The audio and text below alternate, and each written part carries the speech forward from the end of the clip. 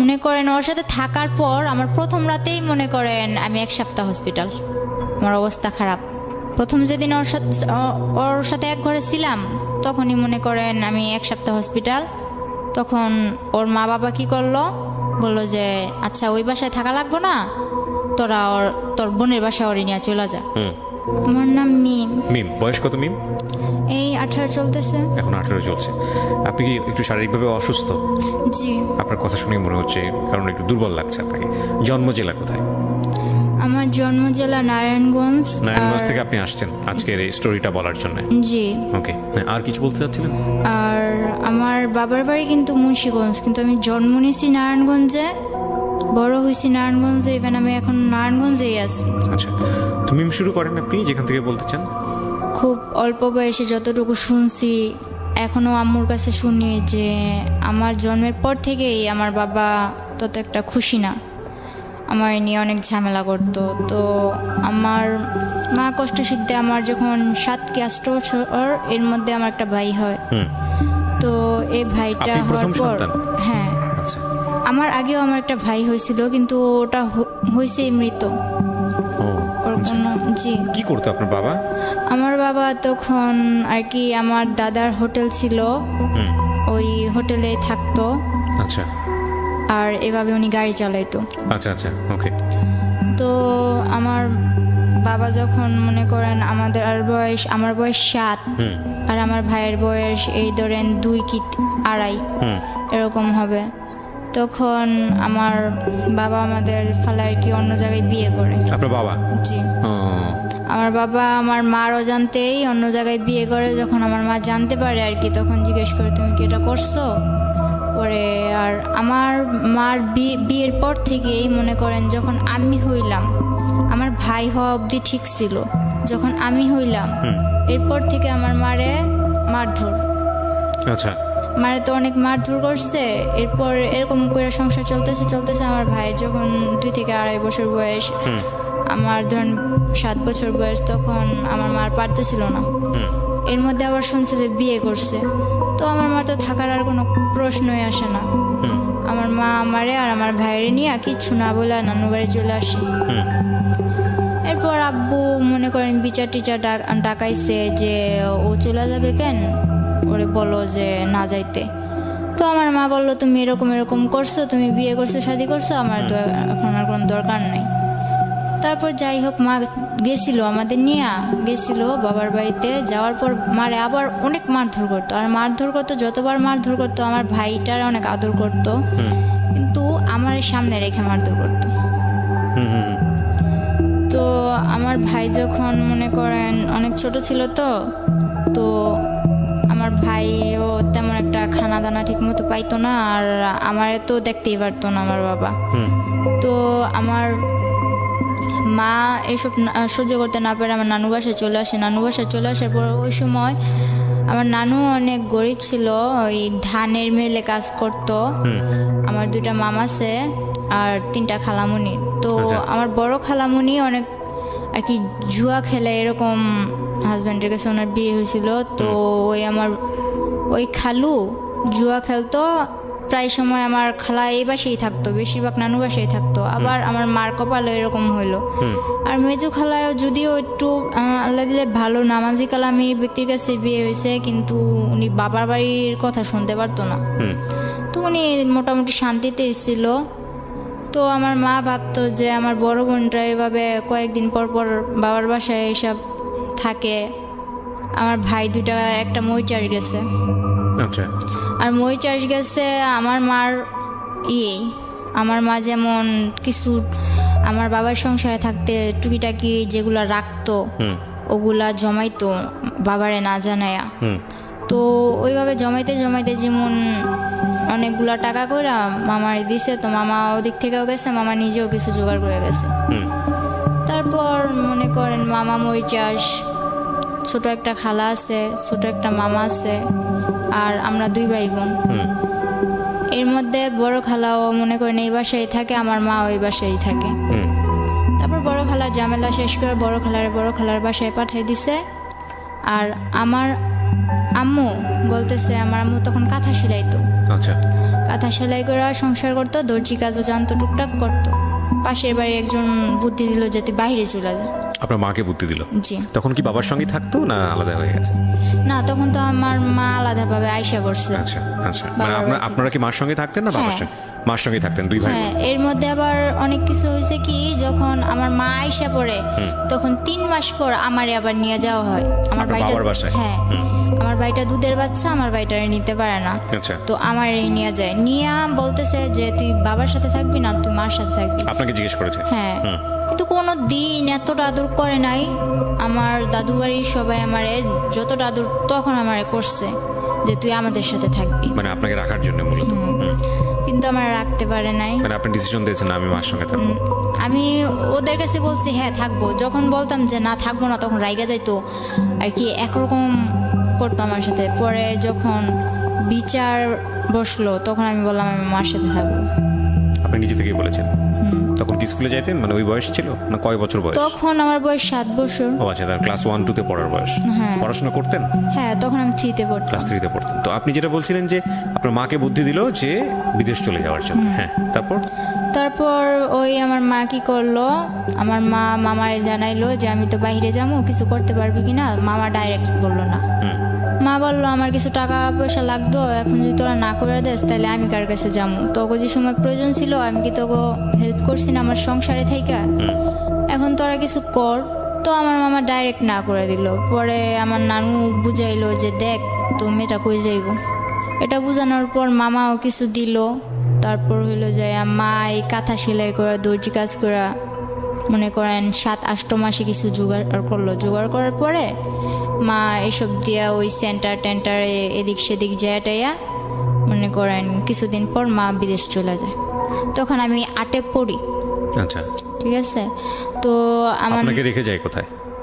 আমার নানির কাছে রেখে যায়। নানির কাছে রেখে যায়, ঠিক আছে। নানুর কাছে, নানির কাছে ছোট মামা ছিল বাসায় আর ছোট খালা ছিল। তো আর আমার ভাইটারে আর আমার নানির কাছে রেখে যায়। আমার মা যাওয়ার 3 মাস পর আমার নানি মারা যায়। ওহো। আমার নানি মারা যাওয়ার পরে মনে করেন এখন তো আমার ছোট খালাটা সংসার হাল ধরলো। আমরাও খুব ছোট ছোট ছিলাম তখন। আমার মাদ্রাসায় দিল, স্কুল থেকে আইনা মাদ্রাসায় দিল। তখন ক্লাস 5-এ পড়ি। 5-এ পড়া অবস্থায় মনে করেন এখন আমার সামনে পরীক্ষা, এর মধ্যে আমার নানু মারা গেছে। আবার বলতেছে আমার ছোট খালামণির বিয়ে ঠিক হয়েছিল, 40 দিন যাওয়ার আগে বিয়ে দিতে হইব, নয়তো 40 দিনের পরে 18 মাস যাওয়ার আগে বিয়ে দিতে হইব। এগুলো কি বলেছে? এগুলো আর কি আশেপাশের লোকজন? হ্যাঁ, আশেপাশের লোকজন বলে যে মরার 18 মাস এগুলা বাছাবাছি করে আর কি ওনারা। তো এগুলা বলার পর কিছু করার নাই। নানির 40 দিন যাওয়ার পর 18 মাস যাওয়ার আগে আর কি 2 মাসের মধ্যে আমার খালামণিরও বিয়ে দিয়ে দেয়। তখন আমার কেবল 8 বছর, আমার ভাইটা 3 বছর। এরপর আমার নানু কি করবো, কিছু তো করার নাই। তো বড় খালার এক বড় মেয়ে যেটা আছে ওরে আনে, ও স্কুলে পড়তো। ও তখন এসএসসি দিছে, কলেজে ভর্তি হবে এমন সময় ওরা আইনা পড়ে। তো সংসারের হালটা ধরার পর মনে করেন কোনো মতে সংসারটা চলতেছে। তো হঠাৎ করে আমার ওই বোন মনে করেন কিছুর থেকে কিছু হইলে আমাদের দুনো ভাই বোন, আমার ভাইটা যে বাচ্চা, আমার ভাইটা কিন্তু এখন শুকায় গেছে, কিন্তু ছোটবেলা এত কিউট ছিল। আমার ভাইটার দেখলে সবাই যে না দেখবো ও আদর করতে চাইবো, এরকম মোটা টোটা ছিল। আমার ওই ভাইটার দিকে তাকায় ওর একবার মায়া হয়নি। ও শুধু শুধু মারতো, কথা থেকে কথা হইলেই মারতো। আর আমার তো কোনো কথাই নেই। ওরে আনা হয়েছে এই সংসারের কাজ করার জন্য। আমার মা বিদেশ থেকে ওর জন্য এক্সট্রা খরচ দেয়। আমার মামারা বলে দেখ মুক্তি তোর যা লাগবো আমাদের বলি, কিন্তু ও দুনো ভাই বোনের যাতে কষ্ট না। তখন মনে করেন আমার বোনটা কিছু থেকে কিছু লেগে তো যা তোর বাবার কাছে যা, বাবার কাছে পাঠাইতো। বাবা বলতো আমার কাছে আসছিস কেন, ডাইরেক্ট আমার কাছে আসার কি দরকার, মার কাছে থাকবি মার কাছে যা। মাও মাঝে মাঝে ফোনে বলতো তোর বাবার কাছে যা দেখ কিছু বলে কিনা, ওখানে থাকতে পারিস কিনা, এরকম কিছু বলতো মা। তো আমার মা ক্লাস 8-এ পড়েন তখন? না, তখন 5-এ পড়ি, পরীক্ষার সামনে। আচ্ছা। তো এরকম করতে করতে আর কি সারাদিন কাজ করতাম, শুধু আমি ক্লাসটা করার টাইম দিত আমার। আর বাকি সময় শুধু ঘরের কাজ করতো? বাকি সময় ঘরের কাজ করতাম।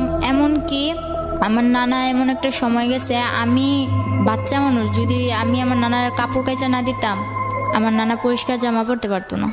তখন আমি 5-এ পরীক্ষা দিব, 8-9 বছরে পড়ছি। এরপর মনে করেন আমি কোনো প্রাইভেট কোচিং টোচিং কিচ্ছু করতাম না।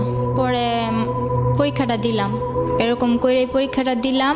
এই সকালে উঠা কি আমি এত তাড়াতাড়ি কি থাল বাসনগুলো ধুইতে পারবো? ও রাত্রে 11টা বাজলো, আমি ঘরের মধ্যে পানি আইনা কলসের মধ্যে কইরা ঘরে পানি আইনা বলের মধ্যে নিয়ে ওই থাল বাসনগুলো ধুয়ে রেখে যেতাম। এরকম একটা অবস্থা ছিল।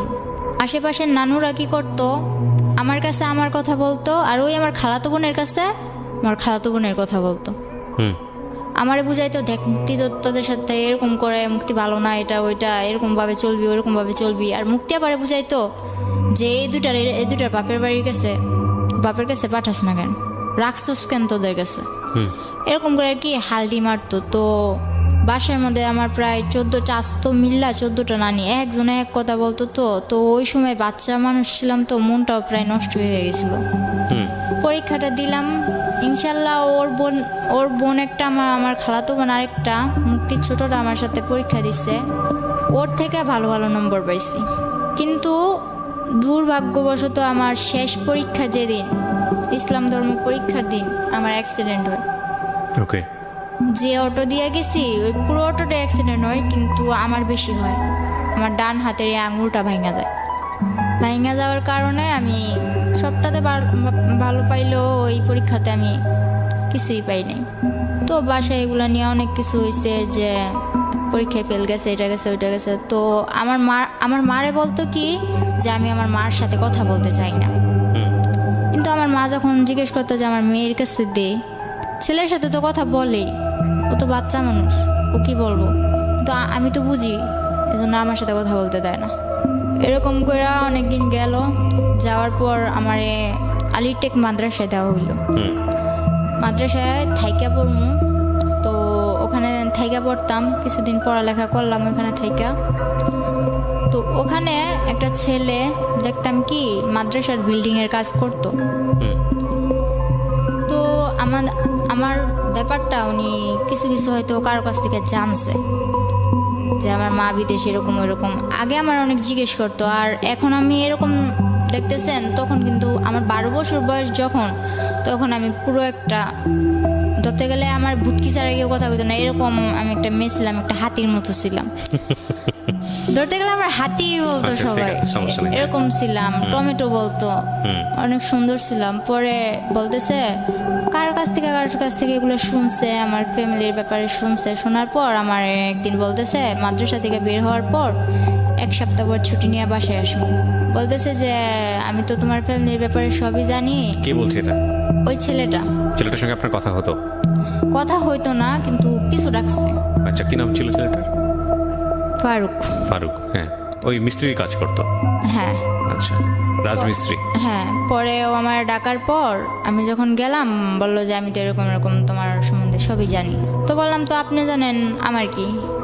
আর আমার একটা স্বভাব ছিল কি, ছোটবেলা যতই আমার মারধর করুক আর যতই যাই করুক, একটা অনেক গুরুত্বপূর্ণ আমার কথা বলতেছে, কিন্তু আমি ঘোড়ার মতো ফালাইতেছি, মানে আমার কোনো কেয়ার নাই ওই সেদিকে না। তো উনি ওনার মতো বইলা গেছে, আমিও আইসা বসছি। এরপর আমার মা বিদেশ থেকে ছুটিতে আসার ঠিক একদিন আগে আমার মামা 50,000 টাকা পাঠাইছিল। তো আমার নানা আবার কি করছে, ওগুলা ঘরে না রাইখা ওগুলো আমার খালামণি গো বাসায় রাখছে। আচ্ছা। আর আমার খালাতো বোন যেটা আছে, ওটা বড় খালাদের ঘর তুলবো, এজন্য ওগো বাসায় গেছে। তো আমি যেমন পারছি তেমন মনে করেন লবণ টবণ বেশি দিয়া শাক রান্না করছি। তো আমার নানা কান্না করে আর বলে যে মুক্তিরে তো আমি আনলাম, কিন্তু কোনো সায় পাইলাম না। তুই ছোট হইলো, তুই আমার যে লবণ বেশি দিয়ে হইলো ভাত মুখে তুলে দিতেছস, এটাই আমার কাছে অনেক। এগুলা বইলা নানা কান্না টান্না কইরা ওই লবণওয়ালা শাক দিয়ে ভাত খেয়ে উঠে গেছে। তো নানাও বাজারে গেছে, বোনও ওনার বাসায় গেছে, বাড়িতে আমি একা। তো একটা ব্লেন্ডার দিয়ে আমি আমার মেজু খালাগো বাসায়, যেটা বর্তমানে সুখে আছে আমার মা খালাদের সবার কাছ থেকে বেশি, আমার ভাইটারে বলি যে এটা নিয়ে খালামণিদের বাসায় দিয়ে। তো আমার ভাইটা ওখানে গেছে, বাড়িটা যাওয়ার পর আমার সাথে এরকম একটা বিশ্রী ঘটনা ঘটেছে আমি ভাবতে পারি নাই। হালকা শীত হালকা গরম, তো আমি লেপ নিয়ে শুয়ে আছি। এর মধ্যে দুইটা লোক বোরকা পরা, মনে করেন বোট জুতা পরা, চশমা পরা, আর কি চেনার কোনো ক্ষমতা নাই, বলতেছে যে আইসিয়াই চুলে ধরছে। চুলে ধরার মাত্র যখন আমি চিৎকার দিমু তখন মনে করেন টিভির সাউন্ড পুরো 100। আর আমার এক নানা, পাশের ঘরের নানা, উনি ফুল সাউন্ড দিয়া বক্স বাজাইতেছে। আর আমাদের বাড়ির সবাই মনে করেন দাওয়াত খাইতে গেছে। তো এমন সময় আসছে ওই 50,000 টাকা ই করার জন্য। এখন আমার জিজ্ঞেস করতেছে চাবি কই। তো আমি বাচ্চা মানুষ, আমি কি করবো, আমার শুধু এতটুকুই কথা যে আপনারা কি মুখ দেখান, আপনারা কি। তখন আমি হাত দিয়ে অনেক কালাবালি করলাম যে আমি মুখটা দেখব, কিন্তু ওনারা কি করলো, বললো যে হাতটা বেশি নাচে, তুই তো এমনি নাচুনি। পাশের একজন বলতেছে গলা ডাবায়া কথা গো, বুঝা নিব তো। এরকম বলার পরে আমি বলতেছি তোমরা কে, নিশ্চয়ই আমার চেনা কেউ, তোমার মুখ আমি দেখবো। বললো তোর হাত দুইটা বেশি নাচতেছে, হাত দুইটা বাইদা নিল। পরে পা দিয়া যখন আমি লাথি মারলাম, আমার মনে করেন থাপড়াইতে পুরো লাল বানাই লাইছে। পরে আমার টাইনা নিচে নামায়া পিছন দিকে এভাবে হাত দিয়া খাটের পায়ের সাথে আমার বাঁধছে। এখন পা দিয়া লাইতেছে দেখে বলে যে পাটা বেশি নড়ে, পাটাও বাঁচছে। শেষে বেশি রকম চিল্লাইতেছে দেখা, বাড়িতে তো কেউ নাই, সুযোগ আরো ভালো পাইছে, আমার মুখটাও বাঁচছে। বাঁধার পর মনে করেন কিছুদিন আগে নানা নতুন ফ্রিজ কিনছে, ফ্রিজটার মধ্যে একটা দাম করে লাথি মেরে বলল কি যে সুখ বেশি হয়ে গেছে, ফ্রিজও আনছে ঘরে। এটা বইলা ড্রয়ারটা ভাঙছে, কিছু পায় নাই। না পাওয়ার ফলে আমার 2-3টা লাথি মাইরা আমার পায়ে নুপুর ছিল, ওই নুপুরগুলা নেয় নাই, কিন্তু কানে যে দুলগুলা ছিল ওগুলা নিয়ে গেছে। কিছুদিন আগে আমার মা পাঠাইছে। তো এরকম করে নিয়ে যাওয়ার পর আমার মা আসার একদিন আগের ঘটনা এটা। পরে মনে করেন ওনারা চলে যাওয়ার পর অনেক কান্দা, ওনারাও দরজা দিয়ে বের হয়েছে, পিছনের দরজা দিয়ে বের হয়েছে, সামনের দরজা দিয়ে আমার এক আত্মীয় আমার দেখা চিৎকার দিয়ে আমার খুলছে। তো পুরা গ্রাম একটা হস্তনস্ত বিষয় হয়ে গেছে। পরে আমার মা আসলো, মা আসার পর মা একদিন পর আসলো, আমি অসুস্থ, আমার মারতে মারতে প্রায় অসুস্থ বানাই ফেলছে একেবারে। মা আসার পর এখন প্রশ্ন দাঁড়াইছে একটা, আমার কানের দুলগুলা নিল কিন্তু নুপুরগুলা নিল না কেন। এটা সবই আমার একটা নাটক। আচ্ছা, মা বলতেছে আপনার এটা সম্পূর্ণ নাটক? না, মা না। তাহলে মার কাছে বাড়ির সবাই বলতেছে, ওই আমার খালাতো বোন বলতেছে যে ওর এটা সম্পূর্ণ নাটক, আমি আমার বাসায় গেছি এই কারণে ওই নাটকটা করছে। ওর বাসায় গেছে ওদের ঘর তুলবে এজন্য, আমি কেন নাটক করতে যাব। এরপর মনে করতেছেন, তাহলে আমি বললাম যে আচ্ছা আমি যদি নাটকই করি, আমি আমার মুখ বাঁধতে পারবো, আমার পা বাঁধতে পারবো, কিন্তু আমার হাতটা বাঁধবো ওই গ্রামে। হাতটা যে পিছনে নিয়ে এইভাবে বাঁধছে ওটা তো আমার দ্বারা সম্ভব না। পরে বলতেছে তোর ভাইয়ের দিয়া করাইছিস। তো আমার ভাই তো না না না, আমি এই কাজ করি নাই, আমি কেন করবো, আমি তো খালামুনিকে বাসায় ছিলাম। এখন আমার মা আসছে, আমার মার সামনে তো আমার মারতেও পারে না, কিছু করতেও পারে না, খালি চোখ রাঙায়। তো মা কিছুটা অনেকটা না বুঝতে পারলো, কিছুটা অন্তত বুঝতে পারছে। মা বললো যে মুক্তি কি হয়েছে, তুই এরকম করতেছিস কেন? কয় না কিছু হয় নাই। পরে বললো যে খালামুনি আমার জন্য আনছো কি, তোমার তো আমি চেন আনতে বলছি। তো আমার মা তেমন কিছু আনতে পারে নাই। ওই মুক্তি আপার আম্মু যেটা আমার বড় খালামুনি, ওনারই মাথায় পানি জমছে। তো ওখানে আমার মা 40,000 টাকা দিয়া দিছে। এরকম করতে করতে ওই আমার খালাতো বোনের চেনটা দিয়া দিল, তা তো ওনার মন বললো না। এরপর মনে করেন আমার মামা বিদেশ থেকে আসলো। মামা বিদেশ থেকে আসার পর বিয়ে করানোর জন্য আমার মা আর কি অনেক কিছু করলো, যে ভাই বিদেশ থেকে আসছে, ভাইয়ের বিদেশ আর পাঠামো না, বিয়ে করাই দিন। তো মামা বলতেছে আমি বিয়ের পর বিদেশ যাবো। ওরা বলতেছে আচ্ছা ঠিক আছে তুই বিয়ে কর। তো আমার নানুদের পছন্দে আমার মামার বিয়েটা করানো হয়। বিয়ের 4 দিন পর, ঠিক 4 দিন পর আমার মামা আমার জন্য যে চেন আনছে, মোবাইল আনছে, মোবাইলটা তো আমার হাতে দেয়ই নাই, বলছে এটা তোর জন্য আনছি। ওই চেনটা আমার কাছে চাইলো যে মামা তোর চেনটা দিত। বিয়ের 5 দিনের দিন আমার মামি আইসা এরকম করে চেনটা দেখায় যে দেখ, এই দেখো তোমার মামা আমার কয়টা চেন দিছে। তো এটা বলার পর আমি অনেক কষ্ট পাইছি, মারে কিছু বলি নাই, তো মা লক্ষ্য করছে। আর বিয়ের 5 দিন হয়েছে মাত্র, কিন্তু আমার মামি করতো কি, আমার মার নামে যেটা হয়েছে ওইটাও আমার মামার কাছে বলতো, যেটা না হয়েছে ওইটাও আমার মামার কাছে বলতো। তো বিয়ের 1 সপ্তাহ হয়েছে, 7 দিন। 7 দিনের দিন আমার মা বললো যে তুই তো চলে যাবি, তো আমি যে তোরে, আমার মা বাইরে থাকা অবস্থায় আমার মামারে 12 লাখ টাকা দিছিল। ওই আমার মামা আর কি আফ্রিকা যাওয়ার পথে মনে করেন দালালেরা বিক্রি করে দিছিল। তো টাকাগুলা দেওয়ার পর আমার মা বলতেছে যে ওগুলার কি করবি। তো এগুলা নিয়ে ওনাদের ভাই বোনেদের মধ্যে কি কথা কাটাকাটি হয়েছে আমি জানি না। আমার মারে অনেক মারলো। তখন সন্ধে মারতে মারতে আমার মার ভিতরে শুধু সেমিসটা ছিল। আপনার ভাই মানে আপনার মামা? আমার মামা, আমার মার ছোট।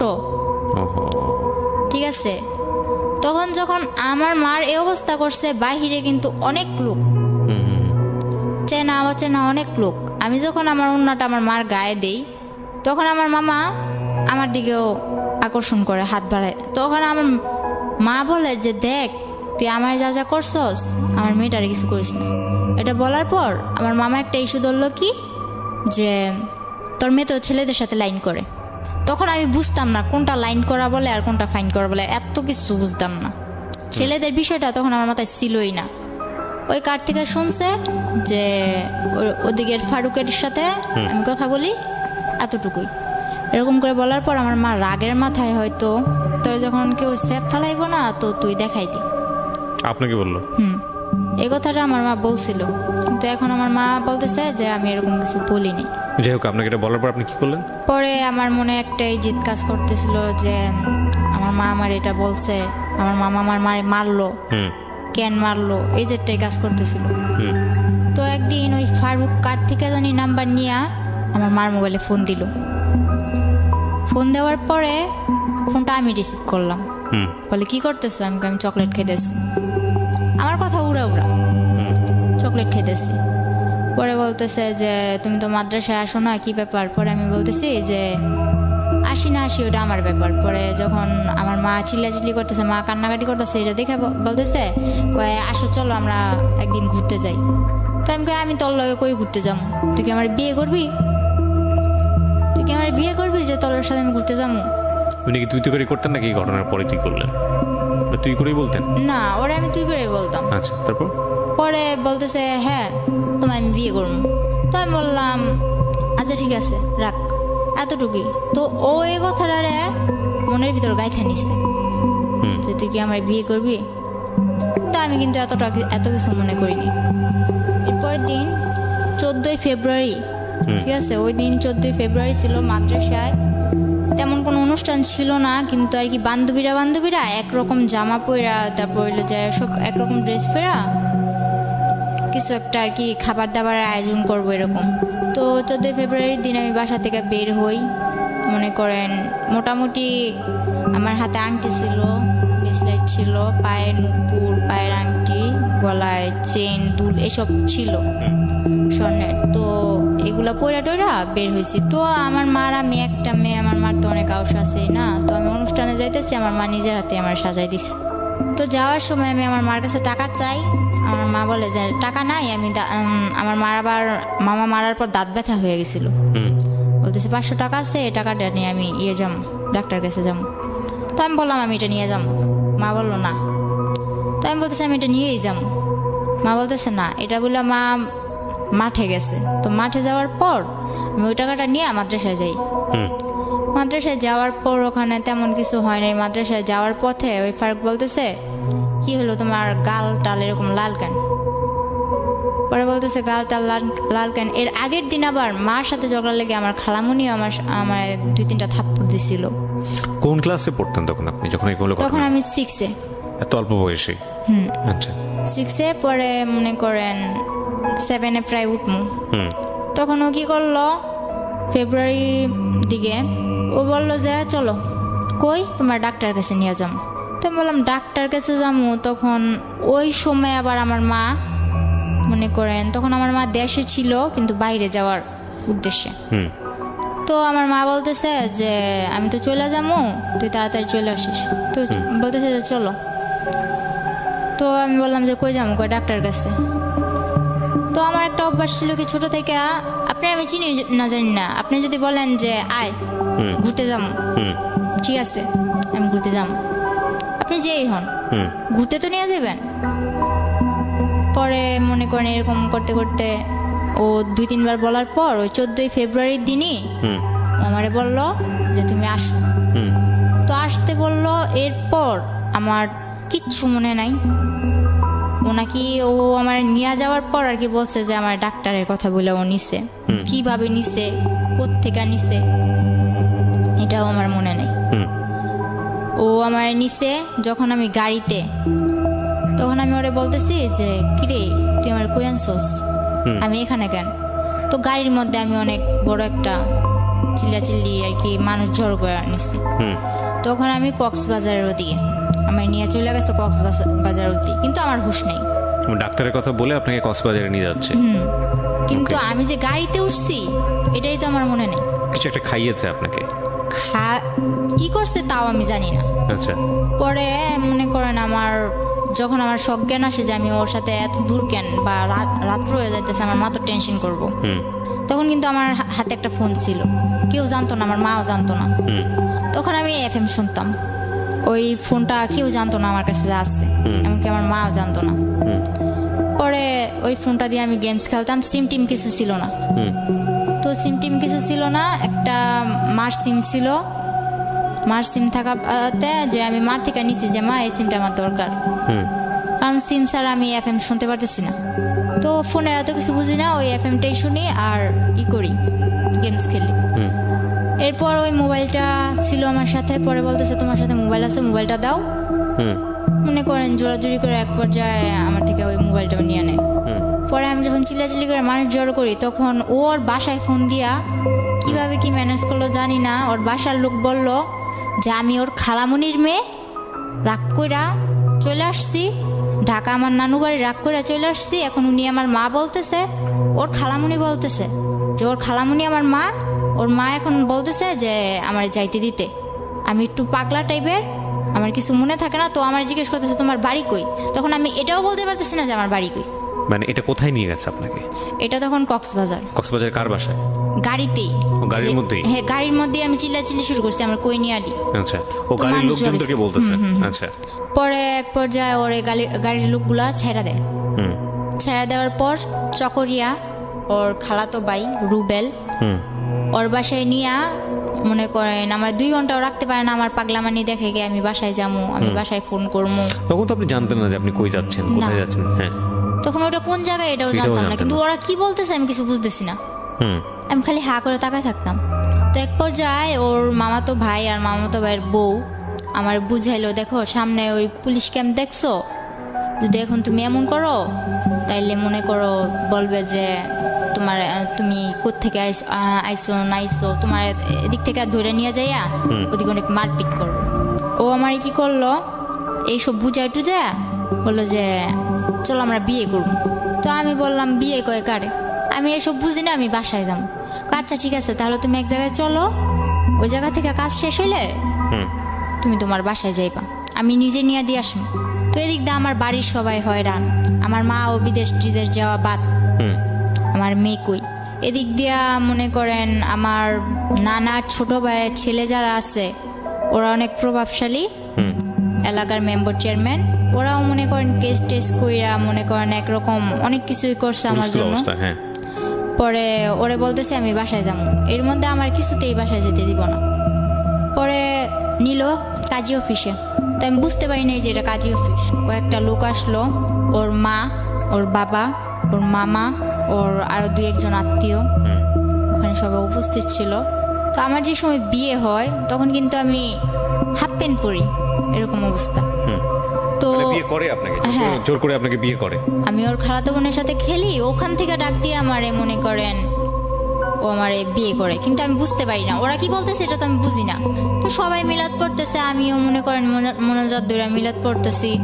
আমার মোনাজাত ধরতে গেল, আমি মোনাজাত ধরলাম, আলহামদুলিল্লাহ বলতে বললো, আমি আলহামদুলিল্লাহ বললাম, কবল টবল কিছু না, শুধু আলহামদুলিল্লাহ। এরপর সবাই মিষ্টি খাইতেছে, আমিও চাই, আমি মিষ্টি নিলাম, খাইলাম, কিন্তু এটা যে আমার বিয়ের মিষ্টি আমি জানি না। তো এর পরের দিন যখন মনে করেন ওরে আর আমার এক রুমে থাকতে দেয়, ওর খালাতো ভাইয়ের বউ, ওর মাও আমারে বুঝায়, তখন আমি বললাম মানে কি, আমি তো থাকবো না।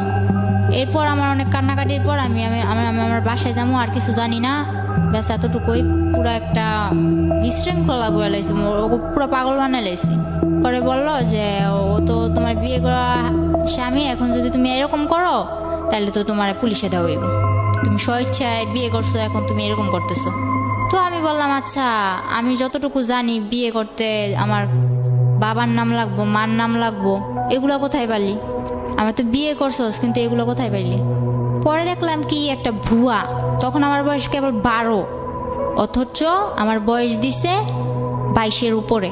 একটা জন্ম নিবন্ধনের কার্ড বানাইছে, গ্রামের নাম অজিমুন, আমার গ্রামের নাম কুলকেতচর, কিন্তু ওখানে কুলকেতচর, আলিটেক এরকম করে আর কি অনেক ভুল। একটা জন্ম নিবন্ধনের কাগজ বানায়া কাবিন টাবিন কইরা 3 লাখ টাকা কাবিনে আমার বিয়ে করছে। 5 লাখ টাকা কাবিন, 3 লাখ টাকা উসুল, 2 লাখ টাকা বকে, এরকম ভাবে আমার বিয়ে করছে।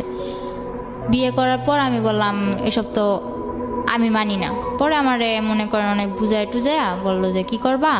তারপর বললো আচ্ছা তুমি ওর সাথে থাকো, থাকার পর কয়েকদিন পর তোমরা আবার তোমাকে বাসায় চলে যাবা। আচ্ছা ঠিক আছে, ওর সাথে থাকলাম। মনে করেন ওর সাথে থাকার পর আমার প্রথম রাতেই মনে করেন আমি 1 সপ্তাহ হসপিটাল, আমার অবস্থা খারাপ। প্রথম যেদিন ওর সাথে এক ঘরে ছিলাম তখনই মনে করেন আমি 1 সপ্তাহ হসপিটাল। তখন ওর মা বাবা কি করলো, বললো যে আচ্ছা ওই বাসায় থাকা লাগবো না, তোর বোনের বাসায় ওরে নিয়ে চলে যা। তো আমার ননাসের বাসাটা পাহাড় অঞ্চলে ছিল, ওখানে ছিলাম। থাকার পর ওখানেও কয়েকদিন থাকার পর আমার শ্বশুর বললো ঠিক আছে, এবার আমি গ্রামের কিছু মানুষ জানাইয়া বউরে ঘরে তুলে নিয়ে আসি।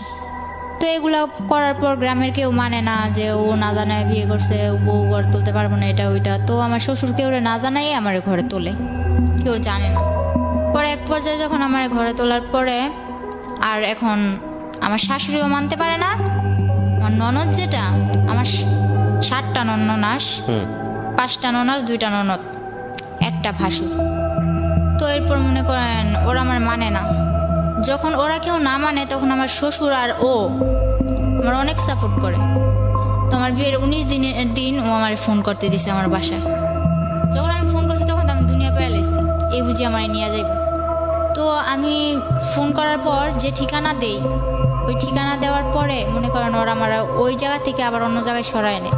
ওরা অন্য জায়গায় ঠিকানা দিলে আবার ওই জায়গা থেকে আবার আরেক জায়গায় সরায় নেয়, এই অবস্থা। তো আমার বাড়ির লোক ওই চট্টগ্রাম পুরা ভাইজা খাইছে আমার জন্য, কিন্তু কিছু আমার খুঁজে পায় নাই। পরে এক পর্যায়ে আমার বাড়ির লোক বলতেছে তুই তো মিথ্যা কথা বলস, তুই তো মিথ্যা বলছস, তুই চট্টগ্রাম নাই, তুই অন্য জায়গায় আসছস। পরে আমার বাড়ির লোকেরও আর বুঝাইতে পারলাম না, সবাই এক পর্যায়ে। আর আমার গ্রাম, এমনকি আমার মাও জানে যে আমি প্রেম কইরা লাইন কইরা চলে গেছি। ওই যে ঝগড়া হয়েছে, মামা এই কথা বলছে, ওই মামার কথা ধরে আমি প্রেম করছি, প্রেম করে চলে গেছি। সবাই যখন জানে আমি প্রেম করে চলে গেছি, সবাই আমার কথা এই কথাটা বলে। তো মাইনা নিলাম, আচ্ছা যাও, আমি প্রেম করেই বিয়ে করছি, এখন কি করবো বলো। পরে এর মধ্যে জানি যে বুঝতে পারলাম আর কি আমার শরীরটা বেশি একটা ভালো না, কিছু খায় পেটে রাখতে পারি না, আর মাথাও ঠিক মতো উঠাইতে পারি না। তো পরে শুনলাম যে আমি প্রেগনেন্ট। তখন তো মনে করেন আমার উপর আসমান জমিন কিভাবে ভাঙ্গা পড়ে, এরকম একটা অবস্থা। এরপরে ওরে বললাম, ওরে বলার পর ওর মা আর ওদের বাসায় নিয়ে চালের বস্তার উপরে ফেলায় আমার মায়ের এই বাচ্চা নষ্টই করতে হইব, নষ্ট করতে হইব মানে নষ্ট করতে হইব। আমার এক বান্ধবী বললো, ওর সাথে আমি ফোনে যোগাযোগ করলাম। কত বয়স ছিল তখন বাচ্চাটার? তখন আমার বয়স ছিল, বাচ্চাটার বয়স 2 মাস। তারপর পরে মনে করেন আমার বান্ধবী বললো যে বাচ্চাটা নষ্ট করিস না, সবকিছু দায় দিতে পারবি আল্লাহর কাছে। ফারুক তখন কি করতো? তখন ও হোটেল চালাইতো। ইন দ্য মিন টাইম কি আপনার বাড়ির সঙ্গে যোগাযোগ হয়েছে, কথাবার্তা হয়েছে? হ্যাঁ হয়েছে। মেনে নিয়েছে বাড়ি থেকে? আমার বাড়ি থেকে তো কেউ মাইনা নেয় না। আমার বাড়িতে কোন ক্লাসে পড়তেন তখন আপনি? তখন আমি ক্লাস 7-এ। ওকে। ফারুকের সাথে আপনার বয়সের পার্থক্য কত ছিল? ওর আমার যখন 12 থেকে 13, ওর তখন 20। বাচ্চা নষ্ট করার প্রসঙ্গে আসছিল। তারপর অনেক মারধর করলো। তখন আমার বান্ধবীর কথা শুনে আমি বাচ্চাটা নষ্ট করলাম না। তো বাচ্চাটা নষ্ট করলাম না ঠিকই, কিন্তু বাচ্চাটা নিলে যে আমার কি হইব ওইটা তো মাথায় আসে না। শুধু ওই যে বলছে যে এটা আল্লাহর কাছে দায় দিতে পারবি না, এটা বলার পর আমি নষ্ট করলাম না। আমার মারে ফোন দিয়ে বললাম, মা আমার এসে নিয়ে যাও। তখন যখন আমি বাচ্চা নষ্ট করতে না চাইলাম, তখন বলতেছে ওরা, আচ্ছা ঠিক আছে আপনাদের মেয়ে আপনারা এসে নিয়ে যান। এটা বলার পর আমার মা আর আমার আপন মামা যারা, তারা এখন কি করছে, এই যে বললো যে আমি প্রেম করে ভাইগা এসে পড়ছি, এজন্য আমার মারে ঘর থেকে মাইরা তারাই দিছে, আবার মারছে। আমি চলে যাওয়ার পর আবার মারছে, মাইরা আমার মারে ঘর থেকে বের করে দিছে। তো বাড়ির পাশে আমার এক চাচাতো নানা ছিল, আমার নানার ফুফাতো ভাই আর কি। তো ওই নানা আমার মারে জায়গা দেওয়ার পর ওনাদের ঘরে আমার মা থাইকা, এর মধ্যে আমার মা কি করলো, 4 লাখ টাকা দিয়ে একটা জায়গা কিনলো। তো জায়গাটা কিনছে ওই আমারই মামা লাগে মেম্বর, ওনার থেকে জায়গাটা কিনছে। কেনার পর আমার মা ওদিকে ঘর দুয়ার তোলার ব্যবস্থা করতেছে। এর মধ্যে আমার আব্বু আবার আস্তে আস্তে আসার চেষ্টা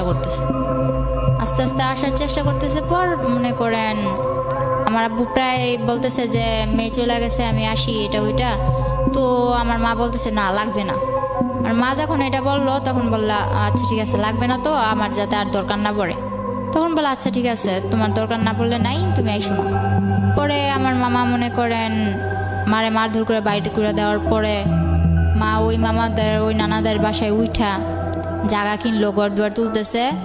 ঘর যখন উঠাবে, এখনো ঘরের কিছুই করে নাই, শুধু চালটা দিছে। ওই সময় আমি ফোন দিয়ে বলতেছি আমার এসে নিয়ে যাও। তখন আমার নিয়ে আসার পর বলতেছে যে ওখানে যাইয়া আমার শ্বশুর শাশুড়ি বললো যে আমার মেয়ের যে স্বর্ণ গয়নাগুলো পরানো ছিল ওগুলা কই। তখন ওগুলা তো সম্ভবত আমার শাশুড়ি নিচ্ছে।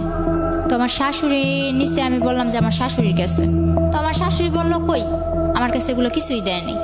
মা আমার নিয়ে এসে পরে, মা নিয়ে এসে ওই রাইতে আমার বলতেছে, যখন বুঝতে পারলো যে আমার কিছু একটা অন্যরকম, তখন বলল তুই বাচ্চাটা নষ্ট করে ফেল। বললাম যে আমার যে বাবু হইব তুমি জানলা কি করে? আমি বুঝতে পারি, আমি তোর মা, তোর থেকে আমি হই নাই, আমার থেকে তুই হইছস। পরে মাও বললো এই কথা বলার পর আমি ফারুকরে কল দিয়া এক রাইতে বললাম এখন এসে আমার নিয়ে যান, আমি ভাড়া বাসায় থাকবো, কিন্তু আমি বাচ্চাটা নষ্ট করব না। বিয়ে তো মানুষের বারবার হয় না। তো আমার বিয়ে যখন হয়েই গেছে, আর সবাই জানে যে আমি প্রেম করে বিয়ে করছি, ভাইগা যায় বিয়ে করছি, তো সবাই যেটা জানুক, কিন্তু আমি বাচ্চাটা নষ্ট করবো না। আপনি আমার বিয়ে করছেন, এটা আপনার বাচ্চা, আপনি এসে আমার নিয়ে যান। ডিটারমিন ছিলেন একদম। তো তখন আমার বয়স অল্প ছিল। আমার মা কি করলো, যেদিন ফারুক আসলো এর পরের দিনই কিন্তু ফারুক চট্টগ্রাম থেকে রওনা দিছে। আসার পর আমার নিতে আসছে ওর এক বন্ধুরে নিতে আসার পর মা কি করলো, কিছু আয়োজন করে ওরাও খাওয়াইলো, বললো যে তুমি চলে যাও, আমার মেয়ে তো দিব না। তখন আমি বললাম যে আমি চলে যাম। তখন মা কি করলো, বাচ্চাটা নষ্ট করার জন্য আমারে পিল খাওয়াইলো। আমার গরম পানি করে খাওয়াইতে চাইছে, অনেক জোরাজুরি করে। তো আমি গরম পানি করে খাই নাই। তারপর যখন এক পর্যায়ে আমার সাথে ধস্তাধস্তি করতেছে, পরে বললাম আচ্ছা খাবো, কিন্তু আমার ঠান্ডা পানি দিয়ে খাও। কিন্তু তখন আমি জানতাম না গরম পানি দেখালে কি হয়, ঠান্ডা পানি দেখালে কি হয়। কিন্তু আমি গরম পানি খামো না, তো আমার ঠান্ডা পানি দিয়ে খাও। ঠান্ডা পানি দিয়ে খাওয়াইলো, কিছু হইলো না। তো ওই রাতটা থেকে পরের রাত্রে আমরা আবার বাসে উঠলাম, শ্বশুর বাড়িতে যাই হোক শ্বশুর বাড়িতেই থাক। তো গেলাম, যাওয়ার পর ওখানে মনে করেন 3-4 মাস ভালোই কাটলো। কিন্তু আমার শ্বশুর বাড়িতে আমি ছোট অক্ষে সংসারের হাল ধরেন সবটাই ধরছি। সারাক্ষণ গরুর গোয়ালে পড়ে আছি, 4-5টা গরু পালতেছি, মুরগি তো মনে করেন খোয়ার ভর্তি মুরগি, হাঁস, গরু, ছাগল সব কিছু করতেছি। তো এর মধ্যে করলো কি, আমি বললাম যে আমি পড়ালেখা করতে চাই। এই কথাটা আজ পর্যন্ত কেউ জানে না, এই যে আজকে আমি বললাম। আমার মা হয়তো শুনতেছে, আমার মাও জানে না। ও আমার এই স্কুলেও ভর্তি করাইছে, ঠিক আছে, ওর বোনের সাথে আমার স্কুলেও ভর্তি করাইছে। তো স্কুলে ভর্তি করানোর পর ওখানে আমি ঠিকমতো ক্লাস করতে যাইতে পারতাম না, যেহেতু আমার বাড়িতে সংসারে কাজ করা লাগতো। আমি রান্না বান্না করতাম, রান্না বান্না করে গরুর কাজ করতাম, সংসারের যাবতীয় যা কাজ করে যদি সময় পাইতাম তাইলে আমি ক্লাস করতে যাইতে পারতাম। তো ওই সুখটা আমার কপালে বেশি দিন সয় নাই। মনে করেন কিছুদিন পর এই কাজ নিয়ে একটা ঝগড়া হইলো আমার ননদের মধ্যে। আর আমার ননদ অনেক ছেলেদের সাথে মনে করেন ফোনে কথা বলতো, আবার ফেসবুক এসব চালাইতো। তো ছেলেদের সাথে ওর অনেক ঘনিষ্ঠতা ছিল। পরে ও দোষ করতো, কিন্তু দোষগুলো আমার উপরে চাপাই দিত। আমার হাতে মোবাইল দিছিল তখন, ফারুক আমার হাতে একটা মোবাইল দিছে, ও বাইরে থাকলে আমার ফোন টোন দিত। তো কিন্তু আমি মোবাইলের কিছু বুঝতাম না।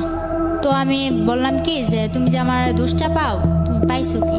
যখন আমি একটু কড়াভাবে আমার ননদের আমি ধরলাম, তখন আমার ননদ আমার মারলো। ননদ আর শাশুড়ি মিলে দুইজনই মারলো। এদিক দিয়ে আমি কিছু খাইতে লইতে পারি না, শুকায় কাট হয়ে যাইতেছি।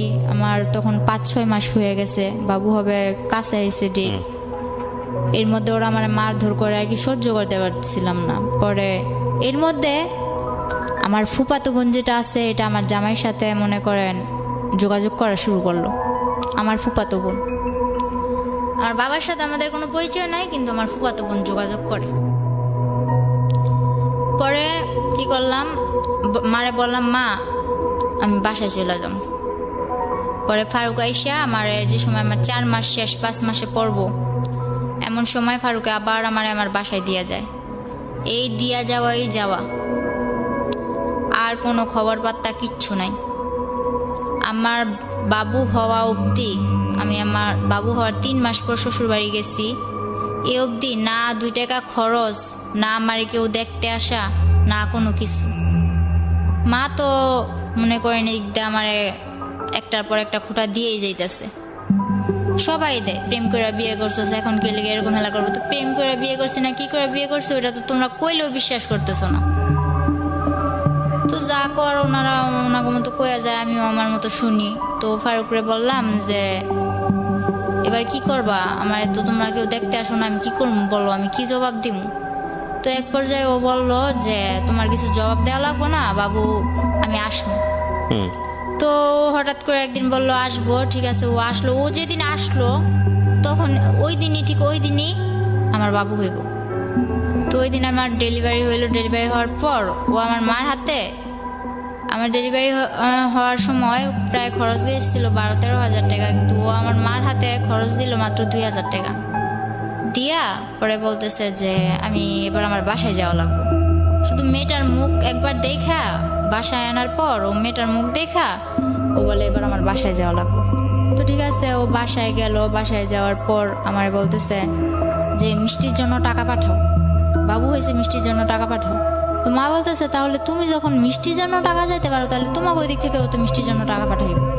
তো ওগুলা দাও। মা বললো যে তো ওগুলা দাও, বলে না আপনি পাঠান। তারপর মা বলতেছে তুমি যেগুলা দিয়ে পাঠাইবা বিকাশে পাঠানোর দরকার নাই, তুমি ওগুলা দিয়ে ওদিকে দিয়ে দাও, আর তুমি যেগুলা দিতা ওগুলা আমি আমার এদিক থেকে এগুলা দিয়ে মিটমাট করে দিই। এগুলা করার পর মার মধ্যে ওর মধ্যে অনেক কথা কাটাকাটি হয়েছে।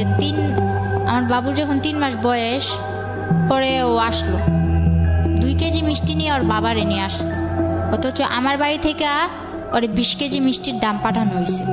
পরে ওর বাবারে নিয়ে 2 কেজি মিষ্টি নিয়ে আসছে। আর ভালো কথা, আমার মা যা আপ্যায়ন করা লাগে করছে। করার পর আমারে আর আমার বাবুরে ওদের কাছে দিয়ে দিছে যা লাগে, মনে করেন দোলনা থেকে শুরু করে আমার বাবুর যা লাগে, আমার যা লাগে আপনার সামনে দিয়েছে।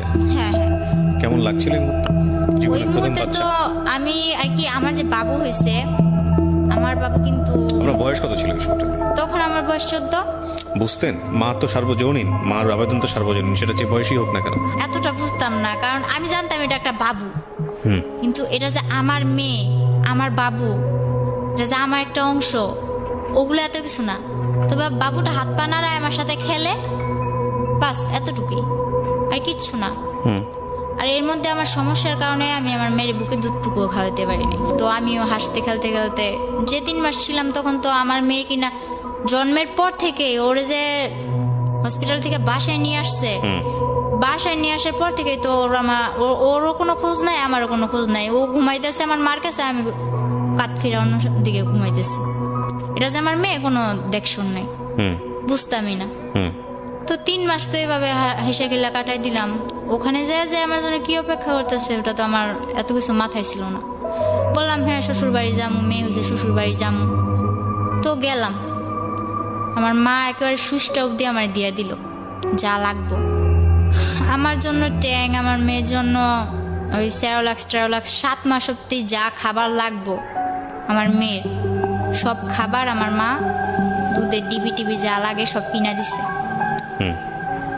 ওই বাড়িতে যখন পাটা রাখছি, রাখা মাত্র আমার শাশুড়ি কি করলো, কি আনছে পর যা নিছি আর কি, শুধু দোলনাটা ঘরের মধ্যে ঝুলাই দিছে, এই বিনে আর একটা সুতাও আমি চোখে দেখিনি। আমার মা 22,000 টাকা খরচ করে আমার মার গলার চেন বিক্রি করে আমারে এত সব কিছু কিনাকিটা দিল, কিন্তু আমার মার চেন বিক্রি করার মূল্য রইল কি, আমি তো কিছুই পাইলাম না যাইয়া, শুধু দোলনাটা ঝুলাই দিছে মাঝোটে।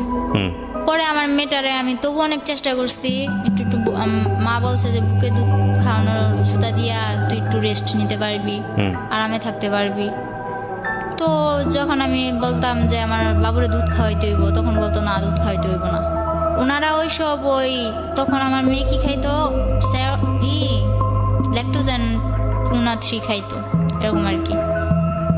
ওইসব দুধের ডিবি নিয়ে ওনাদের কাছে তো ওগুলো কবজা। আমার মেয়ের কি তো সাগুদানা আছে না, সাগুদানা ভিজায় রাখতাম পানি দেওয়া, পরের দিন সকালবেলা উঠে ওগুলো জাল দিয়ে সারাদিন খাওয়াইতাম। আর আমি সারাদিন থাকতাম মাঠে। আমি বললাম যে আমি শুনছি 5-6 মাসের বাচ্চা গো আলাদা আলাদা ফলের রস খাওয়ায়, দুধ খাওয়ায়, এটা খাওয়ায়, ওইটা খাওয়ায়, ডিম খাওয়ায়, নুডলস খাওয়ায়, কিন্তু আমার মেয়ের তো ভাত খাওয়াইতেছে। তো আমার মেয়েও মাশাল্লাহ শিখা গেছে ভাত খাওয়া। তো আমি ওর বাবার জানাইলাম যে এইভাবে কি চলে, আমি সারাদিন মাঠে থাকি বাড়ির বউ হইয়া, আর আমার মেয়েটা এইভাবে থাকে, আমি তো এইভাবে পারতেছি না। তো আমি আমার বাসায় জানাইলাম, বাসায় জানানোর পর আমার মা বাহিরে চলে যায়। আমার শ্বশুর বাড়ি দেওয়ার পর মা বাহিরে চলে যায়। মা বাহিরে চলে যাওয়ার পরে আমার ভাইটারে ওই আমার নানার কাছে দিছে, মাদ্রাসায় পড়ে, সারাদিন মাদ্রাসায় থাকে, রাত্র হইলে আমার নানার কাছে আসে। তো মারে বললাম, মা আমি তো এখন এভাবে থাকতে পারতেছি না, তুমি কিছু একটা করো। তো মা বাহিরে যাওয়ার পর, সৌদি আরব যাওয়ার পর, মা ধার করে আমারে 95,000 টাকা দেয়। মূলত 80,000 টাকা দেয়, আমার নানা নিয়ে দিয়ে আসছিল। 80,000 টাকা দেওয়ার পর ওই টাকাটা আমার শ্বশুরের হাতে দিলাম যে আমার ঘর তুলে দেন, আমি এভাবে এক ঘরে থাকতে পারতেছি না, আমার সংসার নিয়ে আমি অন্যদিকে চলে যাব, আমার ঘর তুলে দেন। তো আমার শ্বশুর কি করলো, ওই 80,000 টাকা নিয়ে দূরে, অনেক দূরে, আমার শাশুড়ি বাড়ি থেকে একটু দূরে, এক বাড়ি পরে আর কি, আমার একটা জায়গা দিল। ওই জায়গার মধ্যে ঘরের খাম টাম গাঁথলো, মাটি টাটি বইলো, এগুলা করার পর এর মধ্যে আমার শাশুড়ি আমার দিয়া কিস্তি থেকে অনেক টাকা উঠায়। এক জায়গা থেকে 1 লাখ, আরেক জায়গা থেকে 20,000, আরেক জায়গা থেকে 30,000, এরকম করে উঠাইতে থাকে। তো তখন আমি কিস্তির বিষয়টা বুঝলাম না, আমার নিয়ে যাইতো, আমার মনে করেন গাড়ি করে নিয়ে যাইতো, ওইটা কটা সাইন টাইন দিতাম, পরে আবার আসার সময় আমার কিছু খাওয়াইতো। তো এটা আমার কাছে একরকম আনন্দের ব্যাপার ছিল, বাড়ি থেকে বের হইতে পারি না, গাড়িটা ঘুরতে যাই। তো আমার দিয়ে যে কিস্তি নিতেছে, কিস্তি নিলে যে কি হইব ওইটা আমার মাথায় নাই। পরে যখন আমার ঘর তুললাম, ঘর তোলার পর আমার মা ঘরের মধ্যে যা লাগে, আমার থেকে টাকাই না, যা লাগে, একটা সুইচ পর্যন্ত, একটা চামচ পর্যন্ত আমার শাশুড়ি আমার দেয় নাই। আমি সব কিছু কিনা নেওয়ার পর পুরো একটা 10 বছর সংসার করলে যা না হয়, আমি সব গুছানোর মতো একটা সংসার করি। তখন আমার কাছে ভালোই লাগতেছিল। তখন আস্তে আস্তে বুঝতেছি যে এটা আমার সংসার, আমার বিয়ে হয়েছে, আমার একটা বাচ্চা হয়েছে। এর মধ্যে আমার ফুফাতো বোন যেটা আছে, ও ফেসবুকে ফেক আইডি খুইলা, ছেলেদের নামে আইডি খুইলা আমার হাজব্যান্ডের জানাইলো কি যে আমি তো মিমরে ভালোবাসি, ওর সাথে আমার রিলেশন ছিল, এখন তো আমরা পালাই যাব। তো ফারুক তো আমি বলতে পাগল ছিল। এটা যখন বললো আমার ফুফাতো বোন, তখন তো ও পুরা রাগ আমার উপর, কিন্তু আমারে বলে না। এরপরে কি করলো, ও আমি যখন জিজ্ঞেস করলাম, এরপর বলে যে দেখ কি বলে এগুলো। তো তখন আমি আর কি টুকটাক ওই বাংলায় যে ইংলিশগুলো লেখে না, আমি ফটর বইলা দিতাম। ও যে চ্যাটিং করে না, এগুলো আমি ফটর বইলা দিতাম, তুমি এটা লিখতেছো, এটা লিখতেছো। কিন্তু আমি মোবাইল সম্বন্ধে কিছু বুঝতাম না। ও মেসেঞ্জারে চ্যাট করতো, আমি বলতাম। তো আমারে বলতো তুই তো সবই পারস, দেখা যায়, আয় তোরে বুঝাই। এই যে মেসেঞ্জারে এই লোকটা তোরে এই যে এরকম ভাবে বলতেছে, তোর সাথে আগে রিলেশন ছিল, এখন তোরা পালাই যাবি, তোর সাথে যোগাযোগ, তোর হাতের মোবাইলটা আমার দিয়া লাবি, আর কেউ যোগাযোগ রাখতে পারবি না। আচ্ছা, হাতের মোবাইল নিয়ে নাও, মাই যদি ফোন দেয় এই মুহূর্তেই তো দিব, আর মাই বিদেশ থেকে একটু ফোন দিব, আমি তোমার লগে একটু আমার মার লগে একটু কথা বলবো, আর তো কিছু না। তো মোবাইল আমি দিয়ে দিছি। এরপর ওই ফেক আইডি দিয়ে আমার ফুফাতো বোন কথা বলতে বলতে এক পর্যায়ে আমি বলি আচ্ছা ফোন দিতে বলো ওরে। তো আমার ফুফাতো বোন কারে ম্যানেজ করছে জানি না, একটা ছেলের দিয়া ফোন করাইছে। ওই মুহূর্তে ফোন করানোর পর আমার ফুফাতো বোন যাই অশান্তি লাগাইছে, লাগানোর পর আমারে মারধর করে আমার বাসায় দিয়া যায়। আচ্ছা, অনেক মারধর করে। তখন আমার মনে করেন এরকম অবস্থা করছে, আমার বাচ্চাটা ছোট ছিল, ও পাটা আছে না, শিল পাটা, আমি খাটের নিচে বসে রয়েছি, ও খাটের উপর দাঁড়ায়, ওই পাটা আমার মাথায় ছেড়েছিল। আমি 7 দিন অব্দি আইসিইউতে ছিলাম। আর ও যদি মারতো তাহলে বেশিরভাগ মাথায় মারতো, আর যে জায়গায় আমি কারোর কাছে বলতে পারবো না ওই জায়গায় মারতো। বলতো যে তুই যখন আমার হবি না, কার জীবনে আমি তোর যাইতে দিব না, এরকম করে আমার মারতো। তো এক পর্যায়ে আমি 7 দিন আইসিইউ থেকে আসার পর আমি এখনো বলি নাই যে আমি 7 দিন অব্দি আইসিইউতে ছিলাম, কারণ আমার মা অনেক কষ্ট পাইব। পরে আমার বাসায় দিয়া যায়, আমার মেয়ে সহ দিয়া যাওয়ার পর আমার ভাইটারে নিয়ে আমি থাকি। এদিকে আমি বাসায় এসে দেখি আমার ভাই, ছোট ভাইরে, আমার ভাইয়ের হাড় নিয়ে হইছে। হাড় নিয়ে হওয়ার পর আমার ভাই বয়স অনুযায়ী বিছনায় প্রস্রাব হয়ে দেয়। আমার বাবা, যে বাবার সাথে আমার মার কোনো যোগাযোগ নাই, আমার ভাইয়ের এই রোগটার জন্য প্রথমত আমার বড় খালারে টাকা দিছে 40,000 ওর চিকিৎসা করতে। বড় খালাই করে নাই, মেজু খালাও ছিল, ও ওনাদের বাসায় গেলে ভালো মন্দ কিছু খাওয়াই দিত আমার ভাইটারে, ব্যাস এতটুকু। আর ছোট খালারে বিয়া দিছে, ছোট খালায় তেমন একটা আমাকে করে না। বড় মামার বউ আইছে, বড় মামায় তো বউর কথায় ওঠে আর বসে। নানার কাছে ও টাকা দিছে, নানা ও চিকিৎসা করে নাই।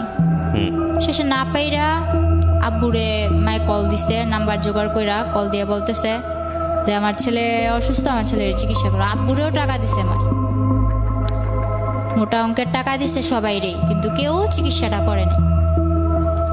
আমি যখন চলে আসি, চলে আসার পর আমার মা আমার হাতে কিন্তু টাকা দেয় নাই।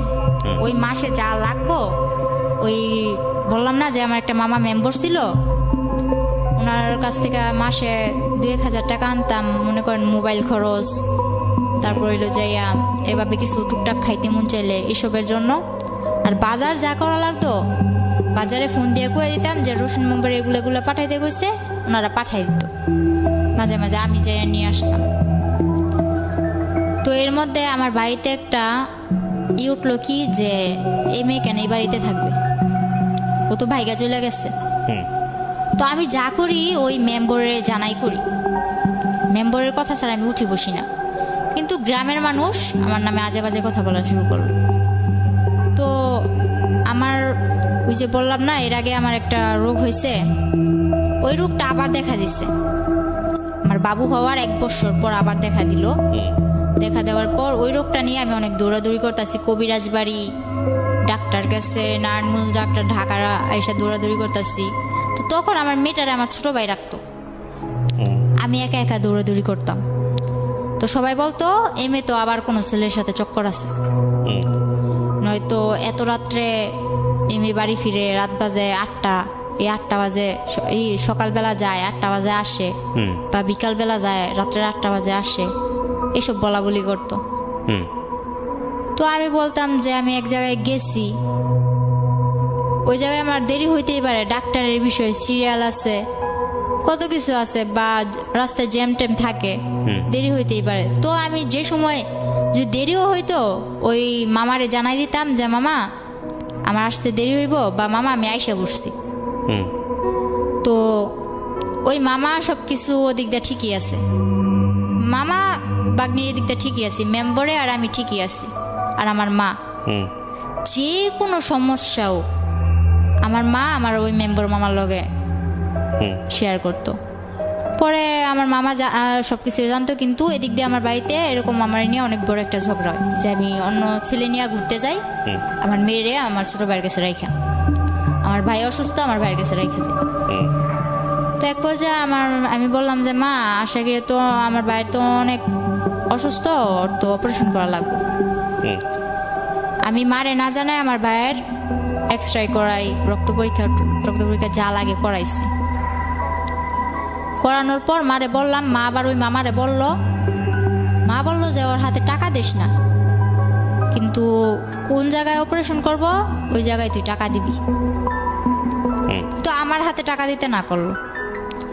পরে আচ্ছা ঠিক আছে, আমার হাতে টাকা দিত না। পরে আমার গাড়ি ভাড়া দিয়ে যে যামু ওই টাকাটাও আমার কাছে নাই।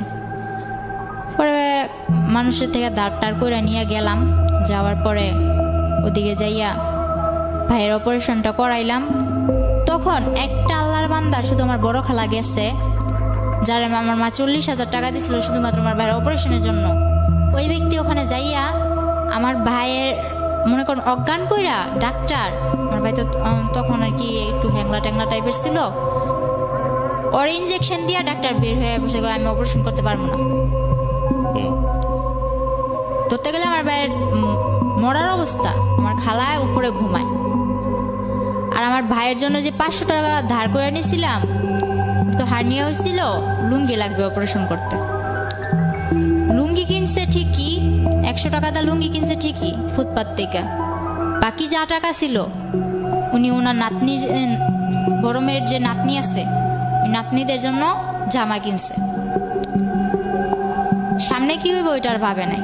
তো আয়সা ঘুমাইতেছে, তো আমি যাই বলতেছি খালা খালা অপারেশন তো বন্ধ করে দিছে, আমার ভাই তো খারাপ অবস্থা, আমার ভাই তো মরে যাইব। আমার মেয়েটা আমার কোলে আছে, এই মেয়ে নিয়েই আমি আমার ভাই নিয়ে দৌড়াদৌড়ি করতেছি। তো পরে মনে করেন আমার খালায় তেমন একটা পাত্তা দিল না। এক পর্যায়ে যাই হোক কষ্ট সিদ্ধে আমার ভাইয়ের অপারেশনটা হইলো। অপারেশনটা হওয়ার পর ভাইটা নিয়ে কিছুদিন পর আমার হাজবেন্ডের সাথে আমার যোগাযোগ হইলো। যোগাযোগ হওয়ার পর এর মাঝখানে আবার কি করছে, রাকিব নামে একটা ছেলে, আমাদের গ্রামের পাশের গ্রামের, ওই ছেলে বলতেছে তোর মেয়েও আছে জানি, সবই জানি, কিন্তু তোরে তো আমি ছোট থেকে চোখে চোখে রাখছি, কিন্তু তোর এখন বিয়ে হয়ে গেছে, তোর বিয়ে হোক বাচ্চা হোক যাই হোক আমি তোর নিয়ে যাবো, আমি তোর বিয়ে করুন, সবাইরে জানাই বিয়ে করুন, এসব বলতো। আর ওর বোন আমার বান্ধবী ছিল নাকি, ও বলছে যে আমার বোন তোর বান্ধবী ছিল, তুই নাকি ছোট থেকেই বলতি যে আমার স্মৃতি পাটি, আমার বিয়ের সময় স্মৃতি পাটি, তা বললো না কেন লোক এসব দিয়ে বিয়ে, ওই এগরা ও বলতেছে। পরে মনে করেন ওই ছেলে পাগলের মতো ছিল, ওই ছেলের মা হাতে পায়ে ধরা কান্নাকাটি, এসব না মাথায় না নিয়ে যখন ফারুক আবার আমার সাথে যোগাযোগ করা শুরু করলো, তখন আমি আবার ফারুকের বললাম আচ্ছা ঠিক আছে তুমি আইসা আমার নিয়ে যাও। তো আমার ভাইয়ের অপারেশন হয়েছে, কিছুদিন হইলো। আমার বাড়ির মানুষও মনে করেন আমি কোনোখানে গেলে এরকম বাজে বাজে কথা বলে। তো চাইরদিক দিয়ে মনে করেন আমি একটা অশান্তির মধ্যে ছিলাম। তো আমি বললাম যে বাপের বাড়ির ইয়ের থেকে ওই শ্বশুর বাড়ির জালেই বালা, এটা কইয়া মনে করেন এর মধ্যে আমার বাপেও হয়েছে, আমার বাপেও হইয়া মনে করেন আমার লগে বাজে বাজে ব্যবহার করে। তো মারে কইলাম তুমি ফোন দিয়া আব্বুরে আনছো কে, আব্বু তো এরকম বাজে বাজে ব্যবহার করে। তো মায়ে বলতেছে কষ্ট করে চল, আর একটা বছর পর তো আমি আইয়ে পড়বো। পরে আমি ফারুককে খবর দিলাম, ফারুক এসে আমার নিয়ে গেল। নিয়ে যাওয়ার পর আমার অপারেশনের ভাই 2 মাসও হয় নাই, নিয়ে গেলাম ওখানে যাই, আমার ভাইয়ের ওষুধও বন্ধ। ওই যে আমার স্কুলে ভর্তি করেছিল ওটা, তখন আবার আমি বললাম যে আমি শুরু করি, মোটামুটি শুরু করতেছি। তখন আমার ভাই ছোট, আমার ভাই তো অপারেশনের মানুষ, একটু কিছু খাইতেই চায়। তখন আমি আলাদা করে চলে গেলাম, আমার সংসারে আমি চলে গেলাম। তখন অনেক একটা ভালো দিক ছিল আমার, মনে করেন 3টা মাস আমি যেমন জান্নাতের মধ্যে ছিলাম, এরকম আমার মনে হয়েছে। আমার স্বামী, সংসার, ভাই, আমার মেয়ে নিয়া আমি অনেক ভালো একটা দিক ছিল। ফারুক পরে 3 মাস পর কি হইলো, ওর মা ওরে কি বুদ্ধি দিছে জানি না, 3 মাস পর ও হঠাৎ একদিন রাত্রে আমার ভাই বলতেছে যে আপু তোমার ঘরে কারেন্ট গেছে, গরম লাগতেছে, আমি তোমার শ্বশুর ঘরে যাই শুই। তো গেল আমার ভাইয়ের, আবার আমি ওখানে নিয়ে মাদ্রাসায় ভর্তি করে দিছি। তো ওর পড়ালেখা নিয়ে ওই ব্যস্ত। তারপর আমি আর কি বই নিয়ে বসছি, আমার শ্বশুর আসছে এর মধ্যে, বলতেছে কি রে পড়স, বলতেছে হ্যাঁ পড়ি। পরে বলতেছে আচ্ছা ঠিক আছে পর আমি কি বসে থাকবো, আমি কই না। কয় ফারুক কে আইছে, আমি কই না আসে নাই। পরে আমার শ্বশুর ওরে ফোন দিয়ে বলে তুই কই, বলে আমার আসতে দেরি হইব, তোমরা যাই ঘুমাই পড়ো। তো আমি না খাইয়া বসে আছি, ও আসবো আমি খাম, আমার মেরে ঘুম পাড়াইছি। রাত্রে 12টা বাজে ও একটা মেরে এসে নিয়ে দাঁড়ায়, একটা মেরে নিয়ে এসে দাঁড়ায়। পরে আমি এত কিছু মাথায় নেই আসতেই তো পারে, তো এটা যে কে আমার ধারণা ছিল না। আনলাম করে আমি চিল্লাচিল্লি করতেছি এত দেরি করে আইসো। তারপর হঠাৎ করে খেয়াল করলাম যে উনি কে, বলে যে এটা তোমার আপা হয়, ওটা আমার আপা হয়। পরে যখন বললাম, তারপর বললাম যে আপা হয় তো ভিতরে আসেন, আসলো। তো ওরে আমি বললাম যে হাত মুখ দিয়া খাওয়ার জন্য আসো। তো হাত মুখ দিয়ে গেল, মেয়েটা মাঝের দরজায় খাড়ায় আছে, নড়েও না চড়েও না, এক টিপে দাঁড়ায় আছে। তো আমি বলতেছি যে আপার ডাক দাও, তুমি খাইবা, উনি কি চেয়া থাকবো নি। তারপর ওই মেয়েটা বললো না আমি খাইছি। ফারুক কি করলো, আমার সামনে ভাতগুলো নিয়ে সবসময় ও ওই 3 মাস ও খাইয়া তারপর আমার খাওয়াই দিত। ওই দিন কি করলো, ও ভাত নিয়ে নাড়তেছে। তো আমি বলতেছি তুমি খাইবা কোন সময়, আমি বা খামু কোন সময়, ততক্ষণ ধরে বসে আছি, আমার খিদা লাগছে, তাড়াতাড়ি করো। ও বললো কি আমি খাই আসছি। ও বাইরে থেকে ওই মেয়েটার সঙ্গে একসাথে খাইছে। তো আমি বললাম আমি এতক্ষণ ধরে না খাই আছি আর তুমি বাইরে থেকে খাইছো। হ্যাঁ। পরে আচ্ছা ঠিক আছে, না খাইলে নাই, এত কিছু মনে নেই। পরে ও আমার ডাকতেছে যে আসো বিছনাটা করে দিয়া যাও। তো আমি বলতেছি আপা শুভ কই। পরে কইতেছে যে তুমি ওই রুমে বিছনা করো, ওই রুমে বিছনা কইরা বাবুরে ওই রুমে নাও। তো যে ওয়াল ক্লাটটা ছিল ওইটা আমার বাবুরে ওকুলে নিয়ে ওয়াল ক্লাটটা টান্দা নিয়ে বলতেছে ওই রুমে। আচ্ছা ওই রুমে বিছনা করলাম। তো আমি ভাবছি ওই রুমে ও আমার সাথে শুইব, আফুটা একা এদিকে শুইব। পরে ও কি করলো, ও খাটের মধ্যে বসে আছে। আফুরে বললো যে তুমি শুয়ে পড়ো। তো আপু ওর পাশ দিয়ে যাইয়া খাটের মধ্যে শুয়ে পড়লো। ও বসে আছে, ও নড়ে না। পরে আমি বললাম কি ব্যাপার, তুমি আসো না। ও আসে না। তখন আমার মনে কিছু একটা বাড়ি খাইল। আমি সারা রাত মাঝ দরজায় বসে আছি, কিন্তু আমার কোনো কথা নাই, শুধু চোখ দিয়া পানি পড়তেছে যে আসলে কি হইতেছে। পরে সকালবেলা আমার শাশুড়ির খবর দিলাম। খবর দেওয়ার পর আমার শাশুড়িও কিছু করলো না। 3 দিন মেয়েটা আমাদের বাড়িতেই থাকলো। কিন্তু আমার ভাইরে এক বিন্দু বুঝতে দেয় নাই যে ফারুক ওরা আনছে কি ভালো মন্দ। আমার ভাইরে এতটুকু বুঝতে দেয় না, যার জন্য আজও পর্যন্ত আমার ভাই বলতে পারে না এসব কিছুই হয়নি। পরের দিন যখন ওর মার সাথে আমি বললাম যে এরকম করে আনতেই পারে, ভালো কথা, বিয়ে করছে ভালো কথা। আমি কিন্তু বিয়ের কথাটা তুলি নাই। আমি যখন বলছি এই মেয়েটাকে ও আনছে খালাতো বোন বইলা, তো খালাতো বোন ভালো কথা, তো এক বিছানায় থাকে কি কইরা। কয় তুই ছোট মানুষ, এসব বুঝবি না। তো হ্যাঁ আমি মানলাম আমি ছোট মানুষ, আমার বয়স 14, কিন্তু আমার তো এতটুকু বুঝার ক্ষমতা আছে এক বিছানায় কি করে শোয়। তো পরে আমার বললো কি যে হ্যাঁ বিয়ে করতে আনছে, তো তোর কি। এটা আপনাকে কি বলেছে আপনার শাশুড়ি? শাশুড়ি বলতেছে। তো আমার শাশুড়ির ঘরে নিয়ে যায়, আমার শাশুড়ির ঘরেই থাকে, ফারুক আমার সাথে থাকে। আমার ভাইটা মাদ্রাসায় আসে যায়, আমার ভাই কিচ্ছু জানে না। পরে মনে করেন 3 দিন পর ওই মেয়েটা ওই মেয়ের বাসায় চলে যায়, আমার ঘরে আবার অশান্তি শুরু হয়। ফারুকের মেজু বোন যেটা, ওটার হাজব্যান্ড আবার ঘর জামাই থাকে, ওটাকে আইনা আমার ঘরে তুললো। আমার সংসার তো চলেই, এর মাঝে ওই সংসারও এই ঘরেই থাকবে। ওদের ঘরে 2টা বাচ্চা আছে। আর ওরা আর কাদের ঘরে 2টো বাচ্চা? ওই আমার ননাসের ঘরে, ওরা এখানে থাকবে। তো এক পর্যায়ে আর কি আমি বিষয়টা মাইনা নিতে পারি না। আমি অনেক চিল্লাচিল্লি করার পরে ওরে বলি যে আমি এগুলা পারবো না। আপনার বিয়ে হয়েছে 12 বছর বয়সে, আপনার কথা যদি ঠিক থেকে থাকে তখন আপনার বয়স 14 বছর। আপনার তখন একটা বাচ্চা হয়ে গেছে। বাচ্চার বয়স তখন কত, 1 বছর বা 2 বছর? হ্যাঁ 1 বছর। 1 বছর। আর আলটিমেটলি হচ্ছে এই সময়ে আপনার হাজবেন্ড আরেকটা বিয়ে করেছে। ওকে। পরে ওরে আমি বলার পর আমি বলতেছি আমি থাকবো না তোর সাথে। আপনার মা কোথায় তখন? তখন আমার মা বিদেশ। তখনও বিদেশ? আচ্ছা। তখন আমার যখন অনেক মারধর করে আর কি, পরে এক পর্যায়ে আমার অনেক মারে আর কি। ও বলতেছে তোর পাগল বানাই দিব, তোর পাগল বানায় ছেড়ে দিব। তারপর আমি কি করলাম, মাইর খাইয়া সকালবেলা উঠা ওরে আমি বললাম তুমি আমার এরকম করে মারতে পারলা, আমি তো তোমার কাছে ইচ্ছা করে আসিনি। এর মধ্যে ও সবাইরে জানাইছে কি, আমার বাড়ির লোক ওর বাড়ির লোক সবাইরে জানাইছে আমাদের মধ্যে কোনো একটা সম্পর্ক ছিল, আমরা প্রেম করে বিয়ে করছি, এই আমি ওর কাছে ওই চট্টগ্রাম গেছি, কিন্তু ও আমারে আনে নাই। ও জানাইছে এরকম, যাতে করে আপনি আর ফ্যামিলিতে ব্যাক করতে না পারেন। হ্যাঁ, ও এরকম জানাইছে যে আমি চট্টগ্রাম গেছি ইচ্ছা কইরা, স্বইচ্ছায়। ও আমারে নেয় নাই। আমার ফ্যামিলিতেও এটা বুঝাইছে, ওর ফ্যামিলিতেও এটা বুঝাইছে। তো আমি যখন ওর ভাত খামু, ওর সংসার করমু, আমার ভিতরে এত কিছু ছিল না যে হ্যাঁ আমি ওর কথাটা দুই করমু। আচ্ছা ঠিক আছে, ও যা বলছে এটাই সত্যি, আমার সত্যি মিথ্যার প্রয়োজন নেই। এটা ভাইবা আমি ওরে আর কিছু বলি নাই। আমার বাড়ির লোকেরা, তারপরে কি হলো, আপনার কি করলেন আপনি? হ্যাঁ, পরে মনে করলেন আমার বাড়ির লোকেরা সত্যি কিছু বলি নাই। ও আমার অনেক মারার পর আমি যাই কেস করি একটা। কেস করলেন? আমি জানি না, ওইদিকে রাস্তাঘাটও চিনি না। মাইর খাইয়া সকালবেলা আমার ভাইটার আর আমার মেয়েটারে না খাওয়া অবস্থায়, এর মধ্যে এই মারামারির মধ্যে ও আমার 1 মাস না খাওয়া হয়ে রাখছে।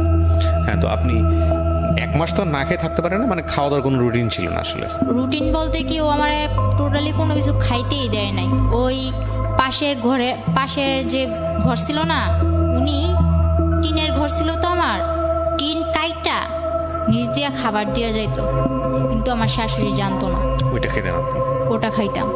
তো পরে আমার ভাইয়েরও ওটা খাওয়াইতাম, আমার মেয়েরও ওইটা খাওয়াইতাম। পরে যখন ওনারা জানতে পারলো যে উনি আমার এরকম করে খাবার দেয়, ওনার উপরে কিন্তু অনেক চাপ সৃষ্টি হয়েছে। কে ছিল উনি? উনি কেউই ছিল না, ওদিকেরও কেউ ছিল না, কিন্তু ওখানে যায় জায়গা কিনছে, জায়গা কিনা বাড়ি করছে। মানে আপনাদের প্রতিবেশী আর কি? হ্যাঁ। তো আপনি যেটা বলছিলেন যে আপনি পুলিশের কাছে গেলেন, মামলা করলেন, কিভাবে করলেন? মনে করেন ও আমার 500 টাকা দিছিল যে ডাক্তার কাছে যাবি, ওই টাকাটা নিয়ে রাত্রে মাইরা আবার রাত্রে 500 টাকা দিছে যে ডাক্তার কাছে যাবি। আমার যে তুই আমার প্রত্যেকবার মারস, এবার আমি তো কোনো কিছু করি না, এবার আমি কিছু করব। প্রতিবার যখন আমার মারে, আশেপাশের লোকজন আমার বলে যে তুই ওর ভাত খাইস না, ওর সংসার থেকে চলে যা। ওর আরেকটা বউ তখন আপনাদের ঘরেই? না, তখন ওই 3 দিন থাকার পর ওই বউর বাসায় চলে গেছে। আচ্ছা। পরে কি করছে, ও পেশায় কি করতো ফারুক? পেশায় কি করতো? তখন আমি গাড়ি কিনা দিছিলাম। কিসের গাড়ি? ওই মিনি ট্রাক গুলো আছে না, ওগুলো pickup। চালাতো? হ্যাঁ। মানে এটা আপনার মার টাকা দিয়ে? মার টাকা দিয়ে না, কিস্তি তুলছি, কিন্তু মার থেকে নিতে হইতো কিস্তিগুলো আর কি, মার থেকে ধরতে গেলে আদায় করা হইতো। ঠিক আছে, বলেন তারপর। কি রাস্তায় যা দাঁড়াইছি, এমন অবস্থায় আমি পুলিশের কাছে যাইতে, যে কোন জায়গায় যাইতে এটাও জানতাম না। তো এক পর্যায়ে একটা লোক আমার দেখা বললো যে কই যাইবা, বললাম এরকম আমার মারছে, আমি কেস করবো। তো ওই লোকটা বিনা স্বার্থে বিনা ভাড়ায় আমার নিয়ে যায় থানায়। তারপর যে কেস লেখলো, উনি 200 টাকা রাখছিল। এরপর স্যারের কাছে নিয়ে যায়, এসআইয়ের কাছে নিয়ে যায়। এসআই মনে করেন বলে আচ্ছা ঠিক আছে দেখবো, টাকা দেন। তো 500 টাকা আমার কাছে ছিল, তারপর কইছে আমার কাছে 1 টাকাও নেই। আমি এরকম রাস্তার মধ্যে আসছি, এক ব্যক্তি আমার নিয়ে এসছে, আমি এতটুকুই, এর বেশি আমার কাছে আর কিচ্ছু নেই। এটা শোনার পর যে কেসটা লেখছে, উনি চোখের পানিগুলো ছাইড়া দিল। এরপর মনে করেন আমি বললাম আপনি আমার কেস যদি নেন, যদি মায়া লাগে, যদি আপনার ঘরে মেয়ে থাইকা থাকে তো নেন, আর যদি না নেন তাহলে কিছু করার নেই, আমি চলে যাই। এটা বললে আমি চলে আসি। চলে আসার পর ওনার নাম্বারটা নিয়ে আসি, এসআই স্যারের নাম্বারটা আমি নিয়ে আসি। পরে আসার সময় ওই যে কেস লেখছে, উনি এবার আমার 1 কাপ চা খাওয়াইলো আর 100 টাকা দিয়া বললো গাড়ি ভাড়া দিয়ে চলে যাবে। তো গাড়ি ভাড়া দিয়া আসার সময় ফারুক আবার আমার দেখছে যে আমি থানার দিক থেকে আসতেছি, ও গাড়ি চালাইতেছে। পরে মনে করেন ও থানার থেকে ওদিকে গেছে, থানার দিকে গেছে, ও কিছু জানতে পারে না যে আমি গেছি কি ভালো মন্দ। বাসায় এসে আমার জিজ্ঞেস করছে কই গেছিলি? কাজিরহাট। আমি কই কাজিরহাট আমি ডাক্তার কাছে গেছিলাম। কই কাজিরহাট তো কোনো ডাক্তারের দোকান নাই। তো আমি বলতেছি একজন বলছিল আছে, তো গেছিলাম পাইনি, একটা বানাই টানাই বলে দিচ্ছি। পরে আমার তো আর মার সাথে ফোন করতে দেয় না। যাই হোক, এক ভাবির মোবাইল দিয়া ফোন করি, অনেক কষ্টে ফোন করি। ফোন করে বললাম মা আমি তো একটা কাজ করে ফেলছি, এমন এমন মারছে, তোমার এতদিন জানাই না। ওর কাছে আমি যতই মাইর খাইছি আমি কিন্তু আমার মারে জানাই নি, ঠিক আছে। পরে মনে করেন মারে জানানোর পর মায়ে কয় তুই এটা কি করছিস, তুই কেস কেন করছিস, তুই এটা ভুল করছিস। মারে বললাম আমার মারছে, ওইটা কি ভুল না? এটা বলার পর মা মনে করেন আর কিছু ভাবলো না, মা টিকিট কাটলো, বাংলাদেশে চলে আসবো। মা ডাইরেক্ট আমার শ্বশুর বাড়ি আসে কেস করার 1 সপ্তাহ পর। এর মধ্যে আমার মারধরও করছে, আমি হসপিটালও আমার নিয়ে যাওয়া হয়েছে, যারা হসপিটাল নিচ্ছে তারাও মাইর খাইছে আমার জন্য। এরকম ভাবে মারতো, আর যতবার মারতো ওই আমার বাবা যেমন আমার সামনে রেখে আমার মারে মারতো না, ওরকম আমার মেয়েটারে আর আমার ভাইটারে সামনে রেখে আমারে মারতো। তো হয়তো বা ওই সময়টায় আমার ভাইটারে নিয়ে গেছিলাম দেখে আমি জীবিত আছি এই যে পর্যন্ত। যতবার মারছে আমার মাইরা ফেলার চেষ্টা করছে ততবার আমার ভাইটা সামনে যায় দাঁড়াইছে আর কি। পরে ওরে কি করব, ওর আর কিছু করার নাই। মায়ে গেল, মায়ে যাওয়ার পর মায়ে অনেক টাকা পয়সা ভাঙলো কেসের মধ্যে। আমরা যদি 5,000 খাওয়াই ওরা 10,000 খাওয়ায়, ওরা যদি 10,000 খাওয়ায় আমরা 20,000 খাওয়াই। এরকম করতে করতে এক পর্যায়ে কেসটা কিভাবে ওরা নামাই নিয়ে এসে বসছে টাকা দিয়ে। তো কি করছে, মা বলতেছে 3 দিন পর মা বলতেছে আমি বাসায় চলে যাই, আমারও তো ঘর দুয়ার যায় ঝাড়তে লাগবো, এতদিন পর 3-4 বছর 2 বছর ধরে ঘরটা এরকম ভাবে পড়ে আছে, তুই আয়। তো আমি বলি মা আমি তো আসার পর মাত্র 7-8 মাস ধরে এদিকে আসা হয়েছে। কেসটা কি হলো? তারপর কেসটা কি হলো নাকি কেসটা হলো না? কেসটা আর হয় নাই, ওরা টাকা দিয়া সব মীমাংসা করে একদম মাটি পুরা ঠান্ডা, কোনো কথা নাই। পরে মা চলে আসার পর মা এক জায়গা দিয়ে আমার ভাইটা তখন বন্যায় আমার ঘর, ঠিক আছে, আমার মারধর করার মনে করেন 1 মাস আগে নাজিরহাট বন্যা হয়েছিল, হয়তো শুনছিলেন, চট্টগ্রাম তলায় গেছিল পুরা। আমার ঘরে প্রায় আমার বুক সমান পানি, আমার ঘরের পিড়া টিরা সব কিছু নিয়ে গেছে, শুধু আমার ঘরটা পাকা ছিল দেখে আমার ঘরটা টিকে আছিল এক পর্যায়ে স্রোতের মুখে। তো এই মনে করেন আমার শুধু ভিটাটার জন্য আমার ঘরটা ছিল। পরে আমার ভাই আর আমার মা বিদেশ থেকে আসার পর আমার এই যে মারছে, ওদিকে না চাইয়া আমি বলছি যে মা আমি ওর ভাতই খাম। মানুষ কত কষ্ট করে ভাত খায় না, গাজারুর ভাত খায়, জুয়ারুর ভাত খায়, আমি ওর ভাত খাম। পরে মা বলছেন আপনি ফারুকের ভাত খান? হ্যাঁ, আমার একটা মেয়ে আছে আমি খাম, কারণ আমার মাও আমার বাবার রেখা চলে আইছে, আমিও যদি চলে যাই তাহলে মানে আপনি চিন্তা করেছেন যে আপনার মতোই যদি আপনার মেয়েটার ফিউচার হয়, যাতে না হয় সে কারণে। পরে কি করলাম, মারে এসব বুঝে মারে বাসায় পাঠাই দিলাম। মায়ে আসলো, মায়ে এসে 3 দিন পর মনে করেন আমার উপরে আবার মারধর করার পর আমি বললাম যে আচ্ছা ঠিক আছে আমার মারধর করিস না, আমি বাসা থেকে ঘুরে আসি, আমি আবার চলে আসবো, বাসা থেকে ঘুরে আসি। পরে বলতেছে তুই তো গেলা রাবি না। পরে বলতেছি না আমি আম। তখন গ্রামের মানুষ একটা প্রশ্ন তুললো, কি কয় তোমরা যে বিয়ে করছো বিয়ের প্রমাণটা দাও। আমারে বলতেছে বিয়ের প্রমাণ দিতাম। ও বলে আমরা কোনো বিয়ে করি না, এতদিন আমরা অবৈধ সংসার করছি, এতদিন আমরা অবৈধ সংসার করছি। এটা যখন বলে তখন আমি বলি যে ওই যে লেখালেখি দেখছি, আমি বলি না আমি আলহামদুলিল্লাহ বলছি ঠিকই, কিন্তু আমার তো এতটুকু খেয়াল আছে যে ওই সময় কিছু লেখালেখি হয়েছিল। পরে বলতেছে আচ্ছা ঠিক আছে ওই প্রমাণ দাও। ও বলে না এর কোনো প্রমাণ নেই। তো আমার বিয়ে তো হয়েছিল কক্সবাজার চকরিয়া, ওই ঠিকানাটা আমার মারেও দেয় না আমারও দেয় না। এক পর্যায়ে আমি বললাম আচ্ছা ঠিক আছে তুই ঠিকানা দিবি না ভালো কথা, আমিও অসুস্থ, তুই আমার টাকা দে আমি বাসায় যাবো। আমি তোর 1 টাকাও দিতাম না, তুই যদি বাসা থেকে সুস্থ হয়ে আইতে পারস তাহলে তুই যা, কিভাবে যাবি, তারপর আবার চলে আসবি। তারপর আমি মার থেকে টাকা নিয়ে 800 টাকা নিলাম, টাকা নিয়ে বাসায় চলে গেলাম। বাসায় চলে যাওয়ার পর মারে বললাম বুঝায় যে মা আমি ওর ভাত খামো না, ব্যাস এতটুকুই। এরপর ওই ওদের গ্রামের মাতবর চেয়ারম্যানরা বলতেছে কি ব্যাপার তুমি প্রমাণ দিতে পারতো না, তাইলে সত্যি সত্যি এতদিন তুমি অবৈধ সংসার করছো। পরে আবার আমি আমার মা থেকে মনে করেন খুঁজায় টুজায় টাকা নিয়ে যে জায়গায় বিয়ে হয়েছিল ওই জায়গায় গেছি, আমি ওই জায়গাটাই গেছি, যাইয়া ওই কাজিরে খুঁজা বাইর করছি আমি একা, আমার মেয়ে আমার মার কাছে। আর আমি একা ওই কাজিরে চট্টগ্রাম চকরিয়া যাইয়া ওই কাজী মতিন রে খুঁজা বাইর করি। খুঁজা বাইর করার পরে ওই কাজীর অনেক বুঝা টুজা টাকা পয়সা কিছু দিয়া আমার বন্ধু বান্ধব কতগুলো আসলো, ওই যে বন্ধু বান্ধব কিন্তু আমার না, বন্ধু বান্ধব ওরই, ওই যে আমার মেসেঞ্জার বুঝাইছে, ফেসবুক বুঝাইছে যে এই যে দেখ ফেসবুক এমনি চালায়, মেসেঞ্জার এইভাবে চালায়, এইভাবে চ্যাটিং করে। তো ওর বন্ধু বান্ধব গুলারে আমি ফোন দিছি যে এরকম এরকম। তখন ওর বন্ধু বান্ধব গুলা ওর হইয়া আর একটাও কথা কয় না, সবাই আমার হয়ে এই কথা বলে। পরে আমি যখন বুঝে বললাম যে ভাই আমি তো এরকম কাবিনের কাগজ নিতে আসছি, মানে তো আমার দেয় না টাকা ছাড়া, আমার কাছে তো যাওয়ার বাড়াও নাই। এটা বলার পর পরে বলতেছে আচ্ছা ঠিক আছে আমরা দেই। তারপর ওনারা 4-5 জন ম্যানেজ করে আমারে 4-5 হাজার টাকা দেয়। আচ্ছা, ওইটা দিয়ে আমি কাবিনের কাগজটা তুলে নিয়ে যাই, কিন্তু নিয়ে যাইও কিছু করতে পারিনি। ওই ছবি তুলা ইমুতে মাতবরের কাছে দিছিলাম।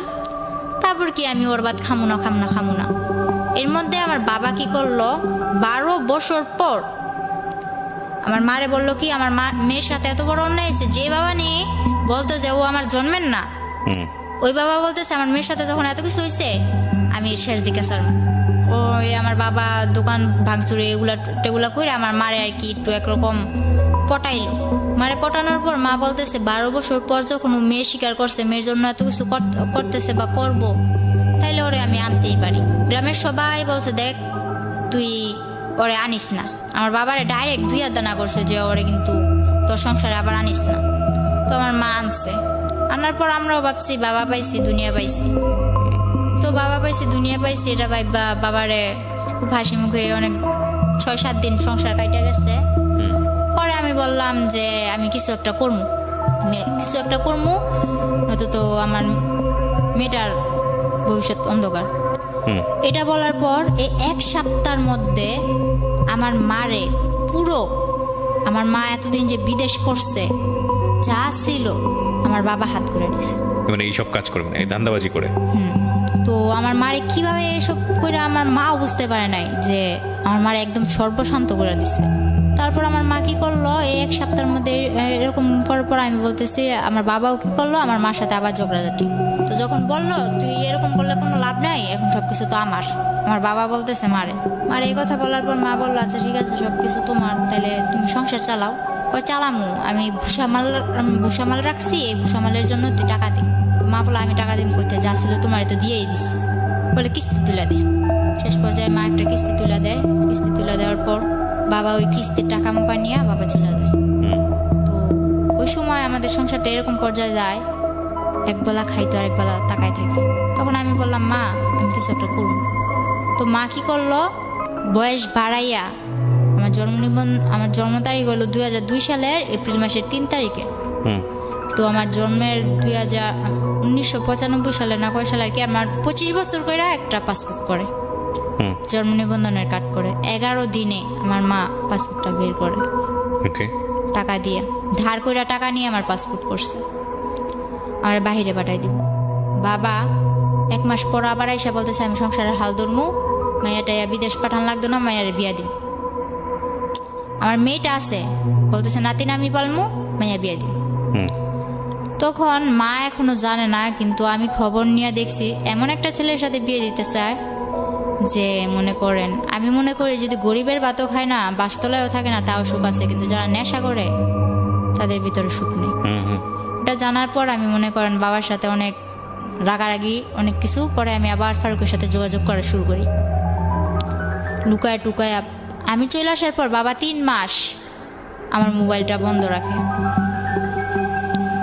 রাখার পর ফলে ফারুক আমার ফোন দিয়া পায় না, আমিও ফারুকের কাছে ফোন দিতে পারি না। তো ও ভাবে যে ওর ভাত খামো না, এই জন্য যোগাযোগ করি না। তো এটা ভাবার পর ও আমার টেনশন মাথা থেকে সারিয়ে দিতে, ওই যে আগে যে একটা বিয়ে করছে, ওই বিয়ের পরও আমাদের নারায়ণগঞ্জ নবীগঞ্জ এর মধ্যে এদিকে এসে একটা গার্মেন্টসের মেয়ে বিয়ে করে, মানে সে বিয়ের উপরেই আছে আর কি। হ্যাঁ, পরে আমি জানতে পারি যে কোনোভাবে জানতে পারার পর ওরে বলি যে তুমি এরকম বিয়ে করছো। বিয়ে করছি ঠিক আছে, তুই যদি নারায়ণগঞ্জ আইসা আমার জন্য টাউনে আইসা কোনো একটা কাজকর্ম ঠিক করস, তাহলে আমি তোর কাছে পড়বো, একটা বাসা লবি, তুই আর আমি থাকবো। তো আমি বললাম যে বাবা আমি বিয়ে করবো না। তখন আমার বাবা আমার অনেক মারধর করে। আপনি আবার চলে যান ফারুকের কাছে? চলে যাই না, ও আমার কাছে আসে না। আপনি জান যেতে রাজি ছিলেন? হ্যাঁ। পরে বাবা আমার অনেক মারলো, আমার তো বাবুর আব্বু মারছেই, ফারুক তো আমার মারছেই, কিন্তু ফারুকের থেকে দ্বিগুণ আমার বাবা আমার মারলো। পরে আমার জন্য মা অনেক মাইর খাইলো। পরের দিন আমি বললাম যে আমি থাকবো না, আমি চলে যাবো। তো কিছুতেই আমার ঘর থেকে বের হইতে দেন আমার মা। পরে কি করলাম, বললাম আমি খালাগো বাসায় যাবো, আমি আমার কাছে ভালো লাগতেছে না, আমি খালাগো বাসায় যাবো। এটা বইলা 40টা টাকা নিয়ে আমি ঘর থেকে বের হয়েছি, গাড়ি ভাড়া নিয়ে আর কি। 40 টাকা নিয়ে ঘর থেকে বের হয়েছি। এরপর আমি পাসপোর্ট করতে যাইয়া একটা মেয়ের সাথে, ওই সেন্টারে থাকে না, ওই সেন্টারে একটা মেয়ের সাথে আমার পরিচয় হয়েছিল। ওই মেয়েটার আমি কল করলাম যে শাপলা, আমি তো এরকম এরকম বাসা থেকে বের হয়ে চলে আসছি, এখন আমি তোমার কাছে যাব। আমি আর খালাগো বাসায় গেলাম না, আমি ঢাকা টঙ্গী চলে আসি, আব্দুল্লাপুর, ওই মেয়েটার কাছে। মা তো ওদিক দিয়ে আমার মেয়ে কই গেছে, মা তো পুরা পাগল। বাবা পুরা আর কি ছড়াই দিছে যে অন্য ছেলের সাথে রিলেশন ছিল, অন্য ছেলের সাথে, হ্যাঁ এরকম। আর এর মধ্যে আমার যে মোবাইলটা ছিল ওখানে আর কি আমার দেওর, তারপর হইলো ওর গ্রামের আশেপাশে বা অন্য যারা গাড়ি চালাইতো 2-1 জনের নাম্বার ছিল না, ওইরকম নাম্বারগুলো নিয়ে সবাই আমার বাবা বিরক্ত করলো যে কার সাথে গেছে আমার মেয়ে। এগুলো আসলে লোক দেখানোর জন্য। পরে আমার বাবা এরকম করার পরে আমি চলে আসলাম। তারপর ওই ফেসবুকে ওরই বন্ধু এক আনোয়ার, ও ওমান থাকে, ও কি করলো, হঠাৎ করে আমার ফোনে ফোন দিল। তখন আমি ওই শাপলার কাছে, যে মেয়েটার সাথে আমার পরিচয় হয়েছিল, ওই মেয়েটার কাছে, শাপলার কাছে। পরে কি করলাম, ওই শাপলার কাছে যাওয়ার পর আমি ওই আনোয়ার কল দিছে আমারে। কল দেওয়ার পর আমি রিসিভ করি না, ও রিসিভ করে বললো যে মিম কই। বলে মিম তো ঘুমাইতেছে, ও তো অনেক অসুস্থ, ও তো ওর বাড়ি ছেড়ে চলে আসছে, ওর বাবার অনেক মারধর করছে, ও তো এখন চলে আসছে। ও কি কিছু খাইছে? ওই আনোয়ার আবার আমার প্রতি একটু দুর্বল ছিল, এটা আমি জানতাম না, তখন জানলাম। ও কি কিছু খাইছে? পরে শাপলা বললো না খাই নাই, আমার কাছে টাকা নাই, খাওয়াইতে পারিনি। ওই ছেলে আবার কি করছে, আমারে কিছু না বইলা, আমার সাথে কিন্তু ওর সাথে তখন ওরকম কোনো সম্পর্ক নাই, বন্ধু হিসেবেও কোনো সম্পর্ক নেই। ও কি করলো, বললো যে তুমি এখন বিকাশের দোকান যাও। ওই মেয়েটার সাথে সাথে বিকাশের দোকানে যাওয়ার পর 10,000 টাকা দেয় ওরে আমারে খাওয়ানোর জন্য, কিন্তু আমি জানি না। পরে ওই মেয়েটা আমার নিয়ে আমার বলে না, আমার ফোনে আর ফোন দেয় না, ওই শাপলার নাম্বার নিয়ে শাপলার সাথে যোগাযোগ করে আমি কেমন আছি, ভালো আছি কিনা, শাপলারে জিজ্ঞেস করে, তো আমারে জিজ্ঞেস করে না। পরে শাপলা আমার খাওয়াইতেছে দাওয়াইতেছে খুব ভালো। এর মধ্যে আরেকটা ছেলে, ওর নামটা আমি ভাঙতে চাইতেছি না, ওই ছেলেটাই মেসেঞ্জারে আমারে বলে, ওই ছেলেটার সাথে আমার অনেক দিন ধরে যোগাযোগ, আমার মেয়ে আছে, আমার কিভাবে সংসার ফেলায় আমি আসছি, আমার বাবা আমারে মারধর করে, টোটালি সব জানে ফেসবুকে। হ্যাঁ, ওই মেসেঞ্জারে কতগুলো গ্রুপ থাকে না, ওই গ্রুপ থেকে সব জানে। সব জানার পর তারপর ও বললো কি, ওরে কিন্তু আমি প্রথম আঙ্কেল ডাকছিলাম, ওই ছেলেটারে প্রথমে আমি আঙ্কেল ডাকছিলাম। পরে ওই ছেলেটা বলে যে, আমি বলতেছি যে এক পর্যায়ে যখন আমি ওই টঙ্গী আবদুল্লাপুরে চলে আসি, এরপর আস্তে আস্তে আমি ওই মেসেঞ্জারে কথা বলা শুরু করি ফারুকের সাথেও, আর ওর বন্ধু বান্ধবের সাথেও, আর আমার কিছু বন্ধু বান্ধব আছে ওদের সাথেও। এরকম করতে করতে অনেক বন্ধু বান্ধব হয়ে গেল। তো ওই ছেলেটা বলতেছে যে তখন আমার ফেসবুকে সবাই বাবলি নামে চিনত, তো যেখানে মারিয়া নামটা শোনে ওইখানেই আমার হাজব্যান্ড ফারুক আমার ভাইরাল করে, ওই অন্য মাইশের বডিতে আমার ফেস টেস লাগায় ভাইরাল করে, অপমান করে।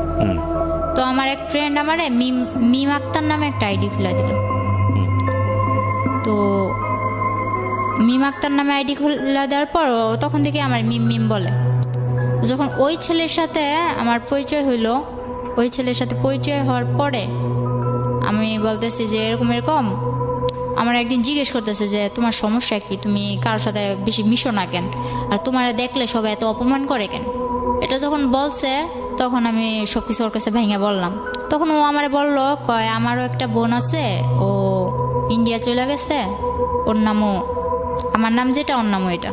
তো এক পর্যায়ে বললো যে তুমি যদি আমাদের এখানে আসো তাহলে আমি কাজ ঠিক করে দিতে পারি তোমারে। তো আমি এতটুকু বিশ্বাস নিয়ে গেছিলাম। আর যাওয়ার আগে ও আমার এতটুকু ভরসা দিছিল যে ওর কাছে যাওয়ার পর আমার কোনো ক্ষতি হইব না, আমার গায়ে একটা আঁচড়ও লাগবে না। যাওয়ার পর যেটা হইলো, কিছুদিন ভালো হয়েছিলাম, একটা বাসায় উঠলাম, তো ওই আনোয়ার এদিক দিয়ে আমার জন্য পাগল, শাপলারেও পাগল করে দিতেছে, ওইটাও আমি জানি না। আনোয়ারের মা আমারে ফোন দেয়, আনোয়ারের ভাবি আমারে ফোন দেয়, ফোন দিয়ে আর কি যা ইচ্ছা তাই। পরে মনে করেন ওই ছেলেটার ওখানে যাইয়া কিছুদিন ভালো হয়েছিলাম, একটা ফ্যামিলিতে যাই আমি উঠি, ওঠার পর ওই ছেলের সাথে মনে করেন ও আমার কাজ ঠিক করে দেয়, কাজ টাজ করি। পরে এক পর্যায়ে ও আমার কি করলো, আমার অনিচ্ছাকৃতভাবে ও আমার পুরোটা যাই না, ও আমার সাথে জোর কইরা মনে করেন ফিজিক্যালভাবে আর কি এক হ্যারাসমেন্ট করা। হ্যাঁ, পরে এরকম করতে লাগলো, এরকম করতে করতে তিনবার আমার সাথে এরকম বাজে এরকম হয়েছে। হওয়ার আপনার পর বাচ্চাটা কোথায় তখন আমার মার কাছে। তো আপনি ছেলেটার কাছে কেন গেলেন? ওই ছেলেটার কাছে তো আমি যাই নাই, ওই যে আমি টঙ্গী চলে আসি, আমার বাচ্চা টাচ্চা বাবা মা সব ফালায় রেখা, টঙ্গী থেকে ও আমারে বললো যে তুমি এদিকে আসলে, নারায়ণগঞ্জ আসলে। এটা যাওয়া ছেলেটার কাছে, বুঝতে হবে কোনটা ছেলের কাছে যাওয়া কোনটা ছেলেটার কাছে যাওয়া না, এটা বুঝতে হবে না। দেখেন আপনি এখন বর্তমানে কি করছেন, এটা একটু বলেন তো আমাকে। আমি বর্তমানে কিছু করতেছি না, বর্তমানে হাজবেন্ডের সাথে আপনার কোনো সম্পর্ক নাই, ফারুকের সঙ্গে কোনো সম্পর্ক না। আচ্ছা, আর এখন আপনার কিভাবে চলে? আপনার বাচ্চাটা কোথায় থাকে? আমার বাচ্চাটা আমার মার কাছে থাকে, আমিও আমার মার কাছে আসি। আর আমি চলে যাওয়ার পর আমার বাবা বাসা থেকে তাড়ানোর পর এর এক সপ্তাহ পর আমার বাবা নিজেও চলে যায়। সেটা নাইবা জানলাম। আজকে এই ঘটনাটা পুরোটা শোনার সময় আমি যথেষ্ট ধৈর্য হারিয়েছি, বিকজ অফ গল্প বলার স্টাইলে। ওই নিরাপত্তা বেষ্টনীর মধ্যে রাখতে পারি পারিবারিকভাবে, এটা তাদের জন্য খুব খুব খুব প্রয়োজন, খুব প্রয়োজন। So thank you so much. আজকে যারা অনুষ্ঠানটা শুনলেন তাদেরকে ধন্যবাদ জানাচ্ছি। আগামী বুধবার আবারও কথা হবে। অনেক অনেক ভালো থাকবেন। শুভরাত্রি।